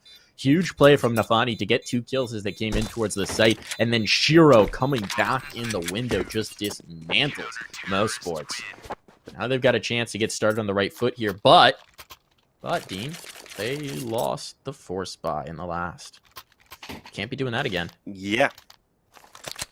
Yeah, no, Gambit actually, they could, if they manage to actually somehow do that and lose this one as well, then they could be on the receiving end of something they dished out earlier on, which was obviously in their previous match up against Team 1. They lost both of the pistol rounds and still managed to win a 16-5. So maybe Mouse could be doing that, but at the moment anyway, Gambit, they should be favored in this round.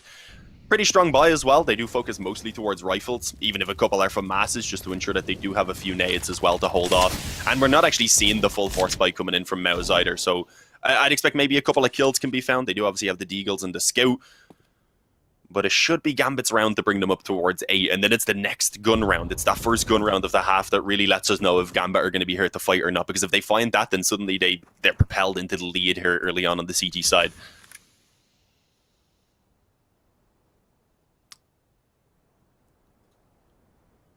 On they go, taking a lot of control on towards Kawak. They've been given a ton of space. It's going to be Shiro who's responsible for holding them off when they do come through, and he does have the Scout. To be fair, it's a decent gun for this angle, but trickier than the AWP. 2 tags, not really what you're hoping for. Headshot or bust. He's going to get the first tag. Utility's over. Molly to slow them down on their approach to site, and they don't have a smoke for this, so they'll have to wait. In the meantime, players get in a position. The nade doesn't connect, fortunately, for the Mousesports side, and now they've got the room to rumble. This bomb should be planted at this point. They still got control of Catwalk as well. Shiro does want to collect some bodies, but this is going to be a tough retake for Gambit. Hobbit connects an aid. That's nice. They've got one more in the hands of Inters as well, so they can lob that in towards the site, maybe collect Frozen. But Bimas, he's bringing back the punishment. Picks up his teammate's Scout, connects with a head. They're still expecting a player in towards mid, but meanwhile, the action's going down on the plat. And it's now a 2v3. Eagle players without armor to hold on. And while Rops will take 1, he's not in position to deny this. They can just stick it. 10 seconds. Can he get there in time? No, I don't believe so. And he will be caught by Nafany. Round over. Defuse done. Gambit, you survive the force buy. Gets a bit risky. Damage done. Bomb planted. It's a good round altogether from Mousesports. And now they're going to be able to invest fully into the rifles. Yeah, I was not expecting that much success to come true from Mousesports. As you said, the bomb plant, that's a nice little boost to their economy here. It gives them back everything they spent, basically. And a few kills on top of it, leaving Gambit in a weak position if Mousesports are to win this round. So they may be able to capitalize on that damage. Acor, importantly, he's got the op, which Shiro does not. He's going to be stuck on towards the Scout in the opening round, and, well, he still wants to fight with it. Unfortunately, gets punished. Wall banged down as he gets spotted, and, yeah, with that, is going to give up trying to actually fight around on mid. It was looking like we could have potentially seen a quicker B play there. I guess that was relying on whether the op was able to pick up a kill on the cross or not. If they had found the frag, maybe they would have went in and tried to catch maybe the one player who's left on that side of the map off guard. But without success like that, with only damage come through, which they probably aren't even aware of, they are just going to try and split out towards the default, working towards short, and then make their play based on that. I like the commitment of the Molotov to the Nook by door. You're going to see that dropped quite a bit, I would guess, based on how much we saw Rops play that position. Mousesports are certainly aware of it. They never want to get caught off guard by it. Acor catches a kill straight down mid, and that opens up the slaughter here. And it's going to bisect the defense as well, as Hobbit's going to flow back to fill the space to try and take that control. It means that Shiro's relatively alone here over towards the A ramp. He's already down on health. A nade landing on his head would do him in. Fortunately for him, there are none available. Does have support out towards long in the form of Exile as well, but for now he's on an island. And they're trying to join him on that island. They're trying to swim to shore. Here comes the hops. Here comes the drops. Can he hit this shot? Yes, he can. It's just a body shot. There's the connection. Exile down. Now he is truly alone, and he will not be able to escape. Bomb going down. Site controlled with 5 alive. And Dexter. Well, actually, it's Rocks here in towards mid, continuing to collect bodies. Now, Fani low. He does have a gun, but he's being chased. Frozen in towards mid, and he's up on the Xbox. They know where he's at. They know he's dropped down. Certainly, there's no way he gets away from this. He's fled into the tunnels. He's made it so far. He's getting some ground, getting some real estate, and looking to kill any would-be pursuers. They will be pursuing. So let's see if he can catch Dexter. Or he is, in fact, going to be caught himself. There comes the kill. He is taken out of the server, his gun taken away, and Mousesports find their first round of the second half. And, well, thanks to the damage in that previous round when Mouse were just on a few deagles and a scout, you can see Gambit now have their economy completely ruined. You don't love to see it. A scout, 4 deagles. It's similar to what Mouse had when they were taking the eco and just spending the extra money. But, of course, Gambit, they do have Kevlar, few nades as well behind it. The issue is, if they don't win this one, then Gambit up to 11, then they'll be getting a 12th off the back of, rather, Mouse would be up to 11, and then a 12th off the back of it even, because Gambit would have to take the eco. So there is a lot relying on this force buy. It's not as kind of stress-free as the one for Mouse was, where they were just trying to get a bomb plant and do a bit of damage. There is a need for them to try and come out on top of this. Early on, though, Mousesports able to take long control. Makes sense. When you know you have the better weapons, long control is normally the way to go. The only scary thing is initially trying to get out, of course, maybe being caught by someone up close, but they've got that early control, and the op is able to just pretty much have free reign. Nafany actually wanted to push in late. Interesting choice, especially on his own. There's still a threat with the hand cannons on towards the platform, but you're right, it gets so much easier now that you have that long control. Peering over, put Acor in position, just let him pluck targets off of the site itself. Well, they're not going to give him the satisfaction, they're not giving him the peak, but they are giving him the stack. All 4 players are towards this side of the map, and with 55 seconds, if Mousesports realizes how much presence is here, they can just leave. They can just go towards B. They still have a lurker that direction. It's Ropt. He's just chilling, having a good time, but it does seem like they want to commit to this A hit, and that might be a bit of a folly. Without information elsewhere, Ropt's now clearing back in towards the dark tunnel. Taking some space, moving through lower. They'll be coming up on Catwalk, could maybe get the backstab in here as they inch forward, but they need him to do so. They're not looking. They're not looking for this backstab at all. They think they're all committed out towards long, and while they're not exactly wrong, not 100% right either. Bemis, that's the opening pick. He's looking for more. This is starting to fall apart here for Gambit. Despite the stack, they're losing bodies at too fast a rate to hang on. They know Shiro's up on Catwalk with the scout. Player's going to come through this cross smoke. Hobbit has some space, but he's dealt with, and that's the round over. Wrapped up with a little bow and put into the back pocket of Mousesports. Yeah, with a second gift, I guess, in their other pocket of this round here, because there's not really going to be any investment for Gambit. Sitting, well, just about 2,000 on everyone. I'm even surprised we're seeing the smoke come out there for Nafany, because their economy is not looking too great going into the next round. Up to the 2,400 now, I believe, having lost 2 rounds in a row, so it's a bit of a rough spot to be in. Not even a single upgraded pistol, so it's just the one smoke. Okay, yeah, that's to, of course, restrict the info. Now they're unaware, Mousesports rather, are unaware if anyone has crossed or if they're stacking over towards A or B. They are going to take the gamble, though, of just walking out towards B, but you can see how cautious Rops is being as he moves forward here. Didn't want to get caught by those pistols, didn't want to walk into a crossfire and maybe gift the weapon away. And I guess if he did, at least they did have those players up close, ready for the refrags. But yeah, they've realized at this point, B is completely open. The bomb's going to go down. As soon as that goes down, Gambit realize, unfortunately, their stack has not worked out as they intended. But as their name implies, it is a gamble that you take, and it's worth it, because they didn't really have anything into the round. If they just spread out like a normal round, they really wouldn't have got much done. And maybe they can still get a couple of exits if they set up. Oh yeah, they're going to just charge to the spawn. Bemis just instantly does get some assistance from mid, and while they do manage to ensure that the players won't get out of the spawn, they unfortunately weren't able to keep Bemis alive, so just the one weapon going down. Not a huge deal, though. Mousesports have pretty decent money. Yeah, they got plenty of cash. Ross is like, thank you, Bemis, for dying. I will take those tasty ecos. Up to 19 kills now with that 4K coming through. USP players dropped. Perhaps most impressive in the server right now is Frozen's only died 7 times. We're 20 rounds in. That's a tricky feat to pull off. Only 7 deaths on Dust 2 as well. Not really a map where there's obvious safe positions. They're going to be taken through. Rops is leading the charge. He wants to chase down this kill, and there are 3 players positioned around the car and long. This is a very strong setup for Gambit, but as I say that, they withdraw. They move back towards the plat. They don't have the opping presence. They do have an AUG, which is like a really disappointing consolation prize for an opper. But it's like close enough. It has a scope. Yeah. You know, oppers need training rails. It's like the rails at the bowling alley that prevent your ball from going into the gutter. Shiro's gonna get a kill, so whatever it is, they're working for him. Now comes the peek from Axile, but he gets deleted. Blinder nor Acor will catch that, and so will he get the subsequent kill. Emus chiming in for one as well. This round is over. Bomb planted.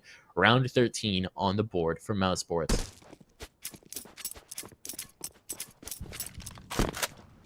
Yeah, after what was initially looking like it was going to be a little bit of an awkward execute in, Rops actually went in towards the spawn, I guess, to try and catch those mid players rotating, hoping they wouldn't expect him to go so aggressive, but he got caught. The only thing was then, the players were a little bit more focused on that spawn area, unsure that the second player was going to try and push through as well, but it was, of course, not the plan. Mousesports able to take themselves a 13th round, and well, yeah, now Gambit, even with these 2 weapons saved over, how is the buy going to be looking here in this next round? I don't know if they can quite afford to pull it out. At best, they'd be able to drop 2, but no, only 2,900. I was unable to see the actual loss bonus they were sitting on, so it's not enough. Maybe a few pistols come out around this, but very likely we're looking at a 14-8 for Mousesports, and then Gambit have to be pretty much flawless for the remainder of that CT side if they want to be getting the win in regulation. At most, drop 1 round, then play for an overtime. Again, we mentioned it earlier, it's worth noting, this is Gambit's map pick. Inferno is going to be coming up next, which is, in this case, the home territory of Mouse. And one of the maps that we've seen from them before, where we know they're set up to play it, we know. And honestly, if you just look at the way they're playing, you have to imagine the mentality is really good in the team right now. And you can understand why. This team's known they were a dead team since, when did the rumor first come out? The end of October? That Kerrigan wasn't going to re-sign with the organization? They've known they were a dead roster walking for a long time now, and that has to drain on the mentality. Now they've got a new player. They've got a new guy calling in the server. They've got a new accent of the guy calling. You know, just freshen up all the different things. Break it up. You have to be feeling a nice good. cheerful Australian one. And yeah, exactly. And now you're dominating in your opponent's map pick. Momentum is there. 4 rounds in a row at this point. They're looking for a 5th, and it's a limited buy to prevent them from doing so. Hobbit is here. He's got Nafani, but Nafani just has a USP. Hobbit might just be good enough. He's lost his teammate. He's got another kill. Looking for the 3rd. That can't be found. But he may have given his team a chance. See what Shiro can do just with the hand cannon, no armor. The Deagle alone. And Inters is going to go through with the M4. Wants to go through. Play off of his teammate here. Pimas has the lineup. He doesn't know it. If only the X-ray could be seen. Nice nade. Moved. But it looked like Inters was going to be the one in trouble, though. Yeah. He moved just in time to actually avoid that nade. So yeah, he's still got the M4. He can certainly do some damage here. Shiro on the Deagle, we know what he's always capable of. But for the moment, they're waiting for Mouse to make the first move. And well, the first move is to start planting that bomb as they put a molly down. And with the sound indicator, we actually see BMAS get the spam, but the Tracers give him away. Inters is able to come back with 1, and now the 2-on-2. I mean, it is doable. If they had have moved quickly, Rops would have actually been on his own here on the bomb site, but he's been given time now for Frozen to come back in through the tunnels, and with that, he can just watch the window crawl in. The player focused on the door, and well, if they manage to get past Frozen, apparently Rops is just going to do it on his own. Another 4K. Frozen was contributing to those kills. He was dropping damage and distracting as well, but it's the 4K for Rops that comes away from that. So now that's 2 rounds with back-to-back 4Ks, I believe, for Rops. He's really starting to increase those numbers, really pumping those numbers up, making some substantial money as well. And now the team is just right on the precipice of victory. 1 more tough round to deal with this round. Gambit, they're fully equipped. This might be last chance saloon on their own map pick before we head down this series. They've got the op, they've got the util, they've got positioning out towards long, and they haven't been tested, and Shiro's got the opening kill. There we go. The op has immediate impact. Cat's been taken, but Mousesports, that's all they've got to show for it right now. They've done no damage. They don't have a lot of information, and they're down a Bemis. I hate when I'm down a BMS. It's never fun. But yeah, a tough player to lose early on as well. To note on Rops, I do believe he was the one topping the scoreboard in their matchup against Renegades as well, so it is good to see Rops is on form today. They're going to need it right now, as you mentioned, being down a player in this round. If they want to try and put a quick end to this one before Gambit can really have any chance to get their feet on the ground, then this is where they want to do it. Yeah, that nade, though, doing some nasty damage for Hobbit. It is unfortunately a boost coming in. I was going to say he might be caught by it, but no, he ends up spamming in and finding Dexter. As unfortunately the upshot was initially missed by Acor. He will eventually get the trade, but it's as bodies fall all around him as he's suddenly left alongside only Frozen, who isn't even in the general area to give him assistance right now. He's actually holding off rotations, which does work out for 1 kill. Himself, though, not looking too healthy with just 53, so it is going to be a difficult afterplant now as the bomb goes down. And yeah, I mean, it gets only more difficult as Frozen's left alone. He may catch this first player, though. Didn't quite spot the player creeping up out of spawn, unfortunately. By the time he did, it was a bit too late, and he's only able to get the one towards Axile before Shiro's there for the trade. And I think even if Shiro missed that op shot there, Nafany was literally just coming up the ramp, and it very likely would have been a free trade, of course, with Frozen being out in the open. So yeah, 14-9. Gambit, they do manage to add another round to the scoreboard, but there's still quite a ways to go before we really start believing that the comeback is on. And that last kill is so impactful because only 2 players survive. They can save the double op, which is important. Don't need to be rebuying one of those very expensive rifles when your economy is so limited. But you can see the effect. They've got nothing in the bank, really. Inters and Axile, 1,500 and 1,000 apiece. But past that, it's flat broke. Everything invested into this round do or very likely die. And there's still 5 rounds back. Still, that round started with an opening pick, and this time it's going to be Nafany. Shiro had it last time, and now the secondary op takes a kill. Mid turning into a bit of a graveyard here for Mousesports, and Acor bites the dust. They've got long control. They've got 2 players in B site. They've got a presence in mid. They're watching passively towards Catwalk. This is a very good setup. It seems like Mousesports was thinking about the fast play out and towards Ton, spots the offer in the back, and the utility comes in to deny that possibility. So Mouse is left reeling, trying to find a way in, trying to find a gap that they can exploit, and they might be coming to test Hobbit here in mid.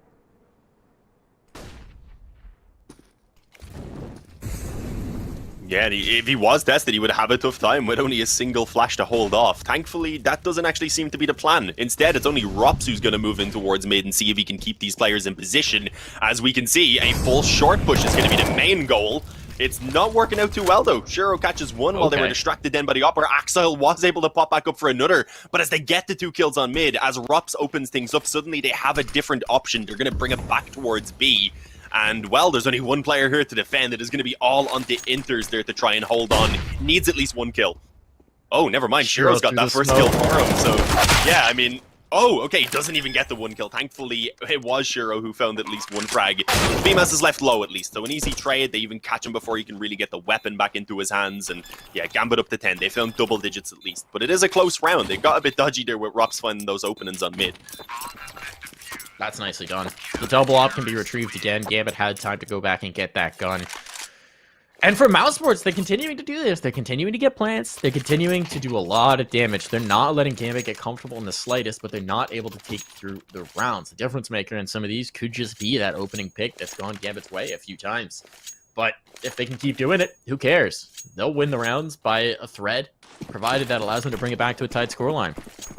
More pressure coming in. Let's see if Acor can get an opener this time. I think that would be the deciding factor. If he could get the opening kill in one of these rounds in that AWP to win, we might see Gambit crumble. It's going to be fast play out long. Rops is looking for it, but he is so blind, and so he'll catch a bullet in the face. Decided to pray that they wouldn't come out, and they decided to commit more into that fight, and more will die as a result. Rushing the beachhead that Gambit has established. Bodies are dropping left, right, and center. Axile wants to walk through this. This is insane, but he might catch the timing, and indeed he does. Acor down, another kill to their name, and Axile has denied control of long entirely. He's even going to get an op just to take it away from them. Just take it out of the hut, throw it away, and just nothing working for Mousesports. All of their momentum from earlier has come to a shuddering halt, and they're being shut down at every turn by Gambit here in round 25. Damn, okay. They had a 5-on-3 already, so there was just no reason to expect the re-aggression there through the long smoke from Axile. And yeah, you can see it was not expected at all by Mouse. Dexter, though, is alone. Can he get any more from it? And no, he only finds Hobbit in towards his Hobbit hole in the CT spawn. Anthony's there for the trade, and yeah, one casualty is not a big deal for Gambit. They don't have much money, so you'd prefer not to have anyone going down, but they are beginning to actually put a dent in the economy of Mousesports themselves. And I think one more gun round could potentially do it for them to maybe even then have a shot at building up a free round off the back of an eco. So yeah, we're into the territory now where this has suddenly become a little bit of a sweaty position for Mousesports, and they realize that they get the pause in, they're trying to find out what's going wrong and, well, what they can switch up now coming into this gun round to try and confirm their victory here.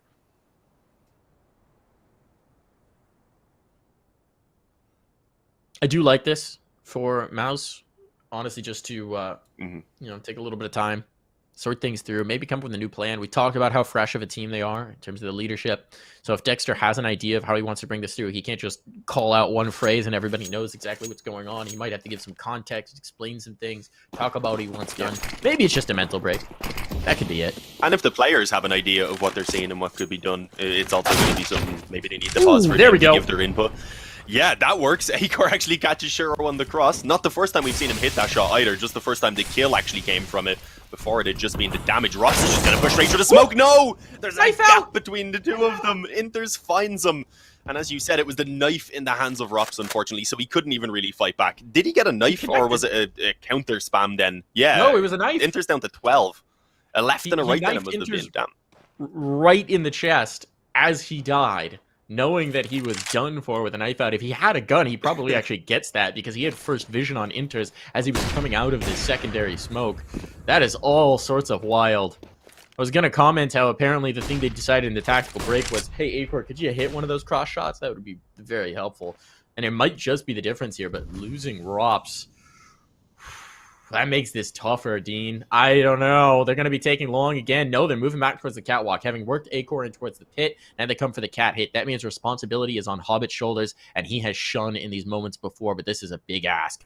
Multiple players on the other side. Start the boost. Smoke fades. He gets one, but instantly traded. That might not be good enough because now his teammate Inters. Oh, no, never mind. Axile is alone on site. Got to do so much, and he's going to try, but the flash is perfect. The kill is better. Now the platform has been lost. This bomb can go down, and the money never got healthy for Gambit, so we're already seeing them call the save. They'll get the double ops, they'll bail out, but they cannot contest this round. Mousesports has found map point here in the first map, their opponent's map pick of this BO3. Yeah, it did take them a little while, to be fair, to crack that 15-round mark. Will they be able to get that final round out to finish it off is the question. Well, the issue is for Gambit, despite having won actually a few rounds in a row, their money isn't too great. Even with these two ops being saved over, Axel can buy up for himself, but I'm not too sure what else is going to be dropped. Are they sitting slightly above the base 1400? I don't know if they'd won that many rounds in a row, to be fair, because they'd only won 3, right? They were on 8 initially. So I think they may just about have enough to get those rifles dropped over, hopefully, to the players who do need it. Because, of course, it needs to be 4 rounds in a row for Gambit if they want to take this to an overtime now and keep themselves in contention to actually win their own map choice. They do not want to be going on to Inferno already down by a map. And, well, yeah, that's why we're seeing the pause. They know the buy is going to come in, but they want to make sure it's everything that they need, and they want to make sure they know exactly what they're doing with it, too. Just to give some additional context here, just based on where we are in the bracket, the winner of this series is in the main event. Makes it through to the group stage of IEM Katowice 2021 from this play-in event.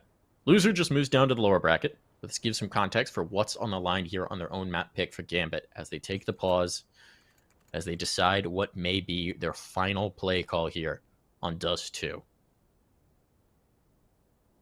Ooh, tension in the air here. Dean hangs in the balance. Double op is here. That's been so good for them.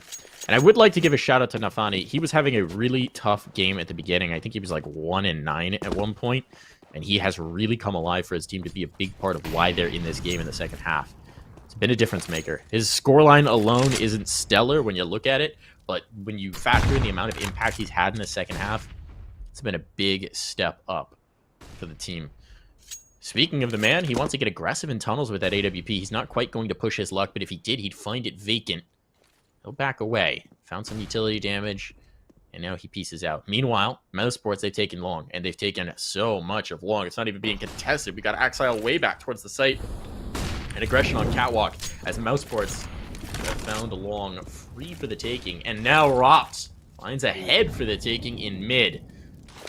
Lead a nade in turn, but that is very much worth the price of exchanging. He'll continue to control this, try and corral this, and perhaps face off against Hobbit. Meanwhile, his teammates, they take the ground, they take the site, they're moving up forward. Utility down to cover their path, and on they move. Axile in for a world of hurt here, perhaps. He has to hold on. He has to find one. Can do no such thing.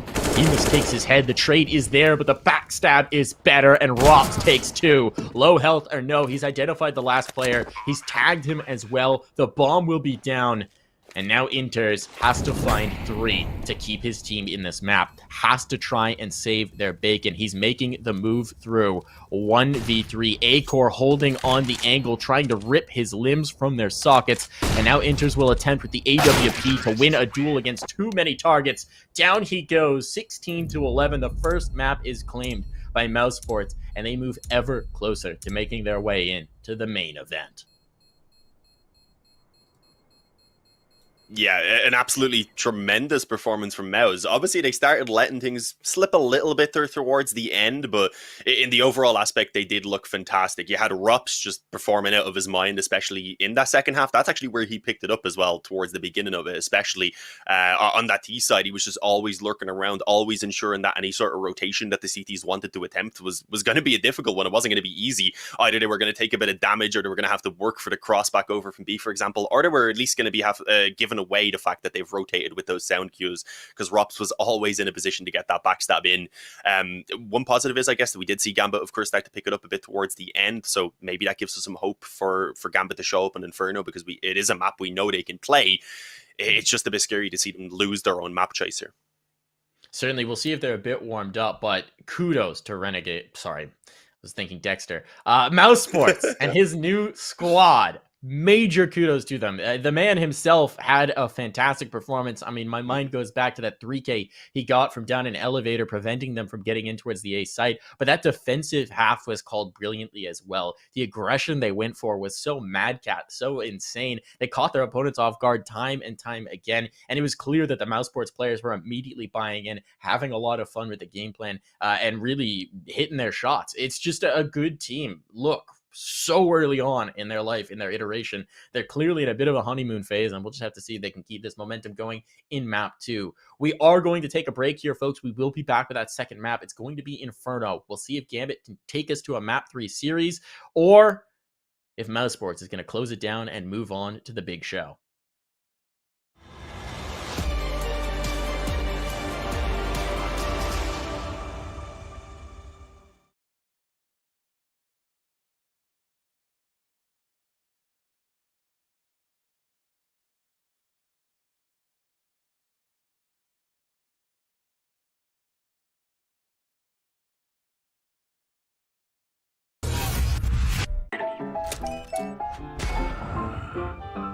Yes, nice shot, my friend.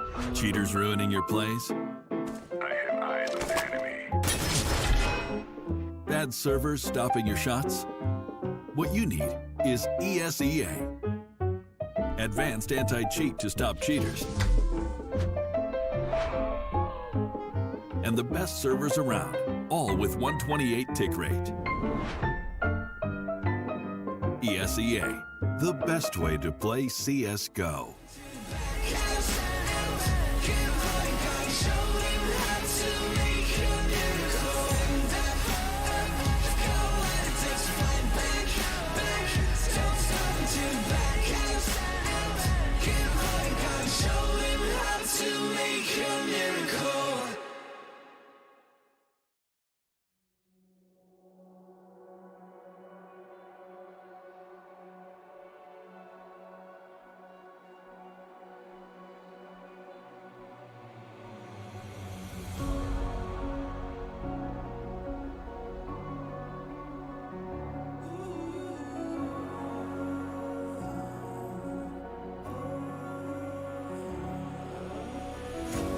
Breathing in, breathing out. There's no more room for any doubt.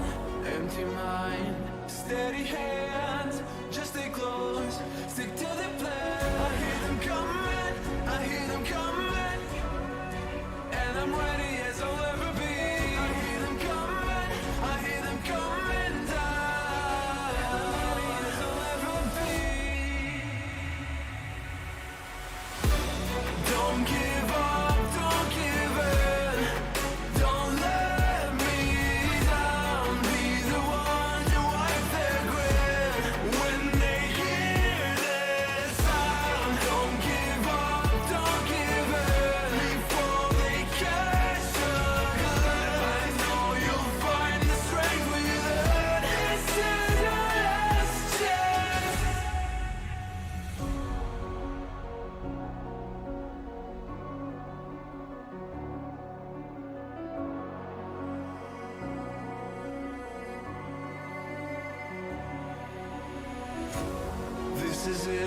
This is not a drill, hold nothing back. This shoot to kill in this leap of faith that you're in me too. You stand alone, but I'll watch over you. The clock is ticking, the clock is ticking. A single second could mean everything. Time is running, the time is running out.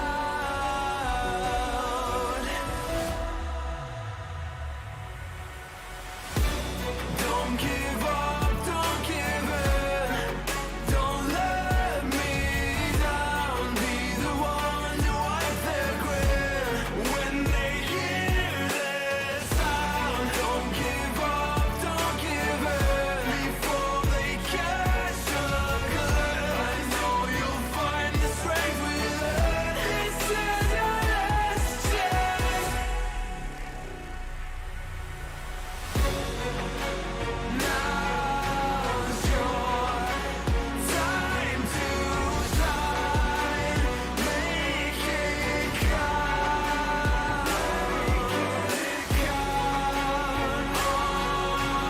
Honor our sacrifice.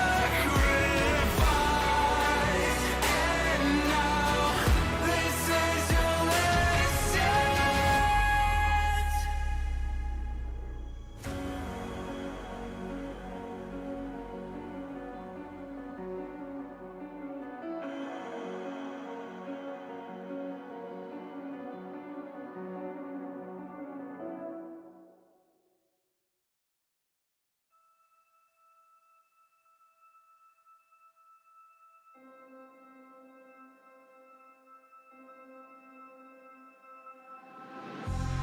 It's been a while, yeah.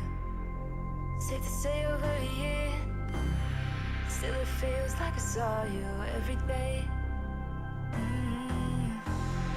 Tired of hanging around the ones that always need an explanation.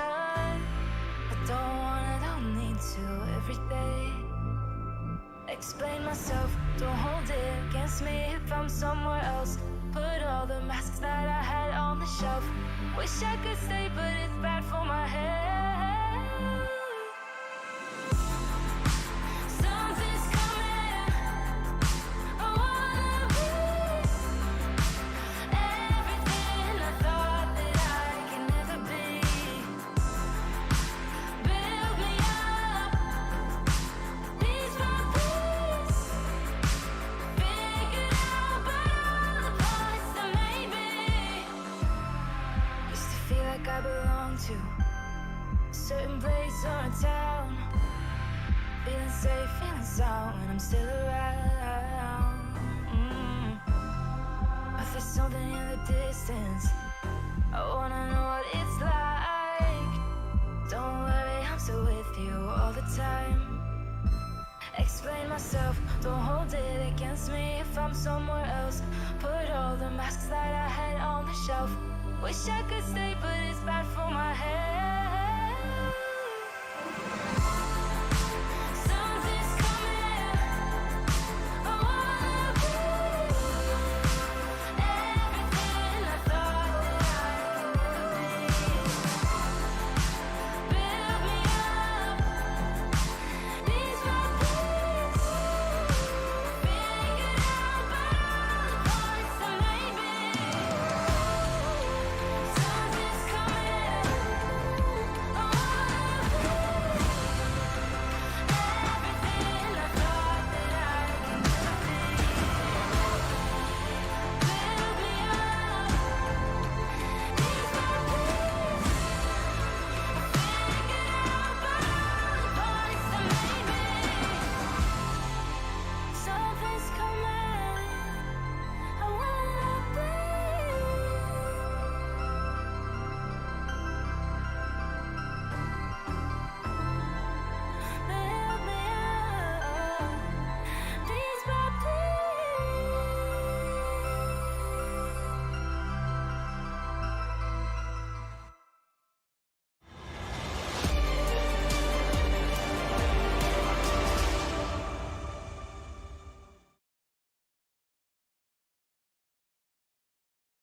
And we're back, folks, getting ready to go into map 2 of this series between Mousesports and Gambit. Mousesports up 1-0 after stealing away their opponent's map pick of Dust 2. And frankly, I would say in dominant fashion. The scoreline wound up being 16-11, but it took Gambit a long time to wake up there and to make that a little bit more of an even scoreline. So this Mousesports team, they're looking good, they're looking on point, they're looking fresh, and they are clicking at some serious heads, Dean. What do you think we're going to get here in the second map?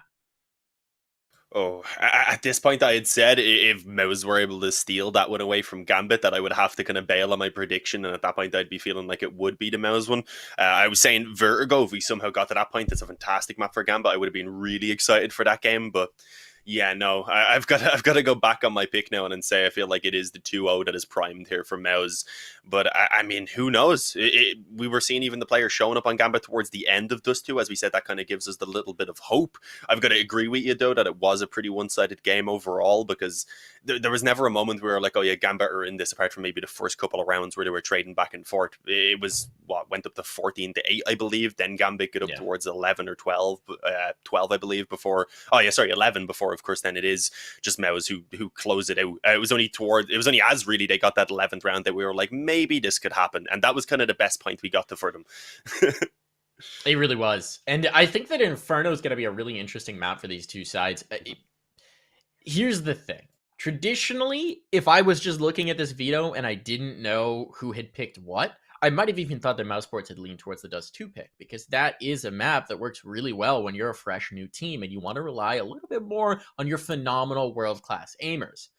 Inferno, less so. You can still do it. The individual pop-offs are still going to be there, but good utility control, timing on rotations, map control, those kind of things are a little bit more important on Inferno than they necessarily are on Dust 2. And so if I'm going to paint the silver lining here for Gambit, it's that aspect. They've got more time together as a team. They might be able to punish some of that rotation timing from Mousesports if it's not quite on point. But of course, we've already seen Mouse play this map once. We've seen them play it against Renegade. So they've got at least, a little bit of work done on it. We know they've been working on it, and we know they can play it in the server.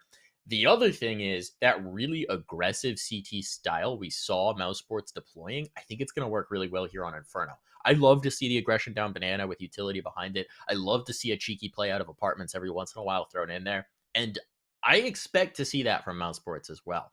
This is going to be a really interesting one. I lean towards you. I think this is going to be Mousesports' win. I think they're going to stroll through this one 2-0. But Gambit, they started to warm up. They started to heat up. Maybe they can bring that 4 minutes of prizes here on Inferno. Yeah, it's definitely possible. I did put that caveat on when I was saying I've got to switch to the 2-0, but it's not going to be an easy one. They need Shiro, Hobbit, and Axile, in my opinion, to all show up in top form if they want to be able to make that happen here on Inferno. Because as you said, the playstyle that we were seeing coming out on that previous map from Mousesports, it fits really well to Inferno for, as you said, taking the banana control, restricting your opponents from being able to do a lot. You can push mid as well. On our Inferno earlier, we seen some of those plays, but they weren't to the level of coordination that I'd expect we'd be seeing from Mousesports if they are to try and play that more aggressive style. So I'm excited to see how this goes. I would love a third map, as I said, because I do believe Vertigo would be a fantastic one between these, and I think that'd be a good one for Gambit especially, but I don't know if we're going to hit that point. I don't know either. The player I'm looking to on Gambit, who I think could be the pivotal difference maker, is Nafani. He was AWOL from the server for the first 10 rounds or so. Just very little impact. But once he turned it on, and it did take him far too long to get involved, he was a key contributor. We saw multiple rounds where he got the clutch kills, he got the impact kills. He was the difference maker that allowed Gambit to start to creep back into that game. So if he's now in it, if he's now locked in, if he's now starting from round one, going to have that kind of an impact, I think he could be a difference maker for this Gambit team, but they need him to be there from the jump. He can't go missing for 10 rounds. He can't go missing for 5 rounds, to be quite frank. He's got to be there. He's got to be a contributor from the get-go, and I think he could be the missing piece for them to take this to a third map. But that's a tall ask. I want to talk about it again in case anyone missed that first map. This Mousesports team looks good. They're clearly in the honeymoon period. They're clearly having fun just with the aggression that they're deploying and how quickly they're into the angles, how dominantly they're hitting their shots. And Dexter, the regional thing. Dexter's also amazing. So The one question mark that you really could have had there, because we've enjoyed his calling style, we've enjoyed some of the things that he's done with that Renegades team, was his form going to be up to the standards of Mousesports? At least on Dust 2, it certainly was. He was great. Yeah, no, he had his moments. As you said, the most standout one was obviously that a very impressive 3K he was able to get on the hold over towards A from the CT spawn. But just in general, I didn't see him ever costing them around. And in my opinion, that's kind of all you need to ask of your leader. Contribute a few kills when they're needed. Don't be making the misplays that are going to cost your team any rounds. And yeah, we'll see, of course, how he fits in here on Inferno. This is already a map they've played together. We just didn't get to catch it because we were actually busy covering a Gambit game, I believe, at that time. We were. Yeah, we were. Now we're going to see what we've got here. Gambit taking a little bit of a fight, and I need to just collapse my camera window. Up here by Banana, and Hobbit will come away with the first scalp in this matchup. Now, we had talked about it. You had said maybe Gambit would have done to them what they had done to Team 1, which is win both pistols and lose the map. And that's indeed what happened. They won both pistols on Dust 2. Didn't give them the map. But Hobbit, he's looking to make it 3 for 3 in this series. He's already found 2, and he's not leaving either. He's staying around. He's still got 7 bullets in this gun, trying to clip another head. That flashbang will catch him and force him back, but this may be a bait. There's 2 more players in the site to reinforce. They might think they've caught Hobbit off guard and try and chase this kill, but that's exactly what he wants them to do. For now, at least, they're standing pat, staying stationary. They're going to set up the smoke, and they've still got Rops on the other side of the map. But there are 2 players here from Gambit who are not moving, and why would they? None of their players have even taken a bullet to this. Fine. Oh, and it continues. Eventually, Nafany takes a tiny bit of damage from the molly, but it doesn't matter. Hobbit has a free kill on the A-core. Who didn't expect Hobbit to be up above on oranges? And, well, yeah, they've got full control, including that bomb. Rops, the man who I mentioned, was doing so much damage on the Lurk back on Dust 2. Well, unfortunately, his Lurk isn't able to do anything here if his teammates don't find any success at all on their initial push. I think the Lurk is... Well, it can be still really useful here, of course, on Inferno, but on a map like Dust 2, it's just so crazy in comparison, just because most of the time they're going to have to just rotate through mid. There's that one position, of course, that can very easily be held by one of the Tias, and that's what Rops was so good at exploiting. I don't know if he's going to be able to do quite the same here on Inferno, but we'll see how he plays anyway. They're on the force buy here, so maybe the Deagles can come true again, because, yeah, we have seen these force buys working out quite a bit so far. Oh, they go for the swing. Doesn't work this time. Deleted by the MP9, and no, the second peek will not be good. Idcore takes some damage, but he comes away with the kill. Can he get a gun? It's just an MP9, so it may not much matter. You'd honestly even favor the Deagles in this kind of situation where you're trying to upset some rifles. But they'll be slowed. Utility comes in from Gambit to make sure they're not going to get forward. Bemis will get himself an SMG. I want to make some money with it. And they're going to back away. Shift to other parts. See if they can't explore some of the opportunities available on the A site. And with 2 players over towards Arch, it's not impossible to think they might find a gap to get in here. And now they've both given up the Arch, which is interesting. There's a path to wrap. And if you've got Deagles coming from both sides of this site, it gets very tough very quickly. Nice smoke. Gonna give them the space. Nade comes through it. Shiro collects A-core, and that's like a game of Battleship. Not only did he just get a hit on their destroyer, he also got information that there are players there. Great find. Now they're looking for more. Hit's gonna come through. Here comes the wrap. Shiro ready for them, ready to receive them with waiting arms. On they go. He gets 1, not the second. Bemis trades, but he's lost his teammate. Now Bemis is all alone. Time to put this bomb to dirt and pray they don't get to you fast enough. Punch in those numbers, young man. And he does indeed. Won't survive for long now. Just wants to do some extra damage if he may. Axile will force the kill and get the defuse as well. But the bomb went down, Dean, and that's about all you could ask of him in that situation. Yeah, at least been able to confirm that a little bit of extra money for themselves. Haven't actually bought into the round though. It's not really going to afford them the full buy. Maybe a few pistols again can be pulled out rather. And with those 2 kills that they were able to find, another frag or two in this round with a couple upgraded pistols, suddenly again Gambit are left in a position where they just never really build up any economy even when they get these early rounds. And we did mention the fact that obviously Gambit won both pistols in that previous map, and still that wasn't enough for them to get the victory. This time at least they have the chance to get a bit of a better start off the back of it. I think the first pistol they ended up immediately losing to the force buy, and then the second pistol back on the half, if I remember correctly, they ended up actually only getting the one round off the back of it before they were immediately broken down. So this time they should at least be looking at the 3-0, but I don't know for sure. Pistols, Kevlar, and well, a few nades as well. If that flash is placed well, they could catch this aggression down Banana, and there we go. It's actually a bit of help from Dexter, who throws that flash in, catches Nafany, completely blinded. There's a potential weapon as well that could be retrieved. Emphasis on could, because Hobbit wants to try and ensure that it's not going to be picked up. And oh, he's lining up a couple of them with that AUG. It's Ed Dexter in the background as well. It honestly looked like maybe all three were going to line up initially. But the thing is, this still isn't going too bad for Mouse. They've gotten 2 kills already. They still have a chance to add a bit more. And as I mentioned, the economy after that previous round didn't get any chance to build up for Gambit. So they needed, ideally, 4 or so players living. And that's definitely not happening.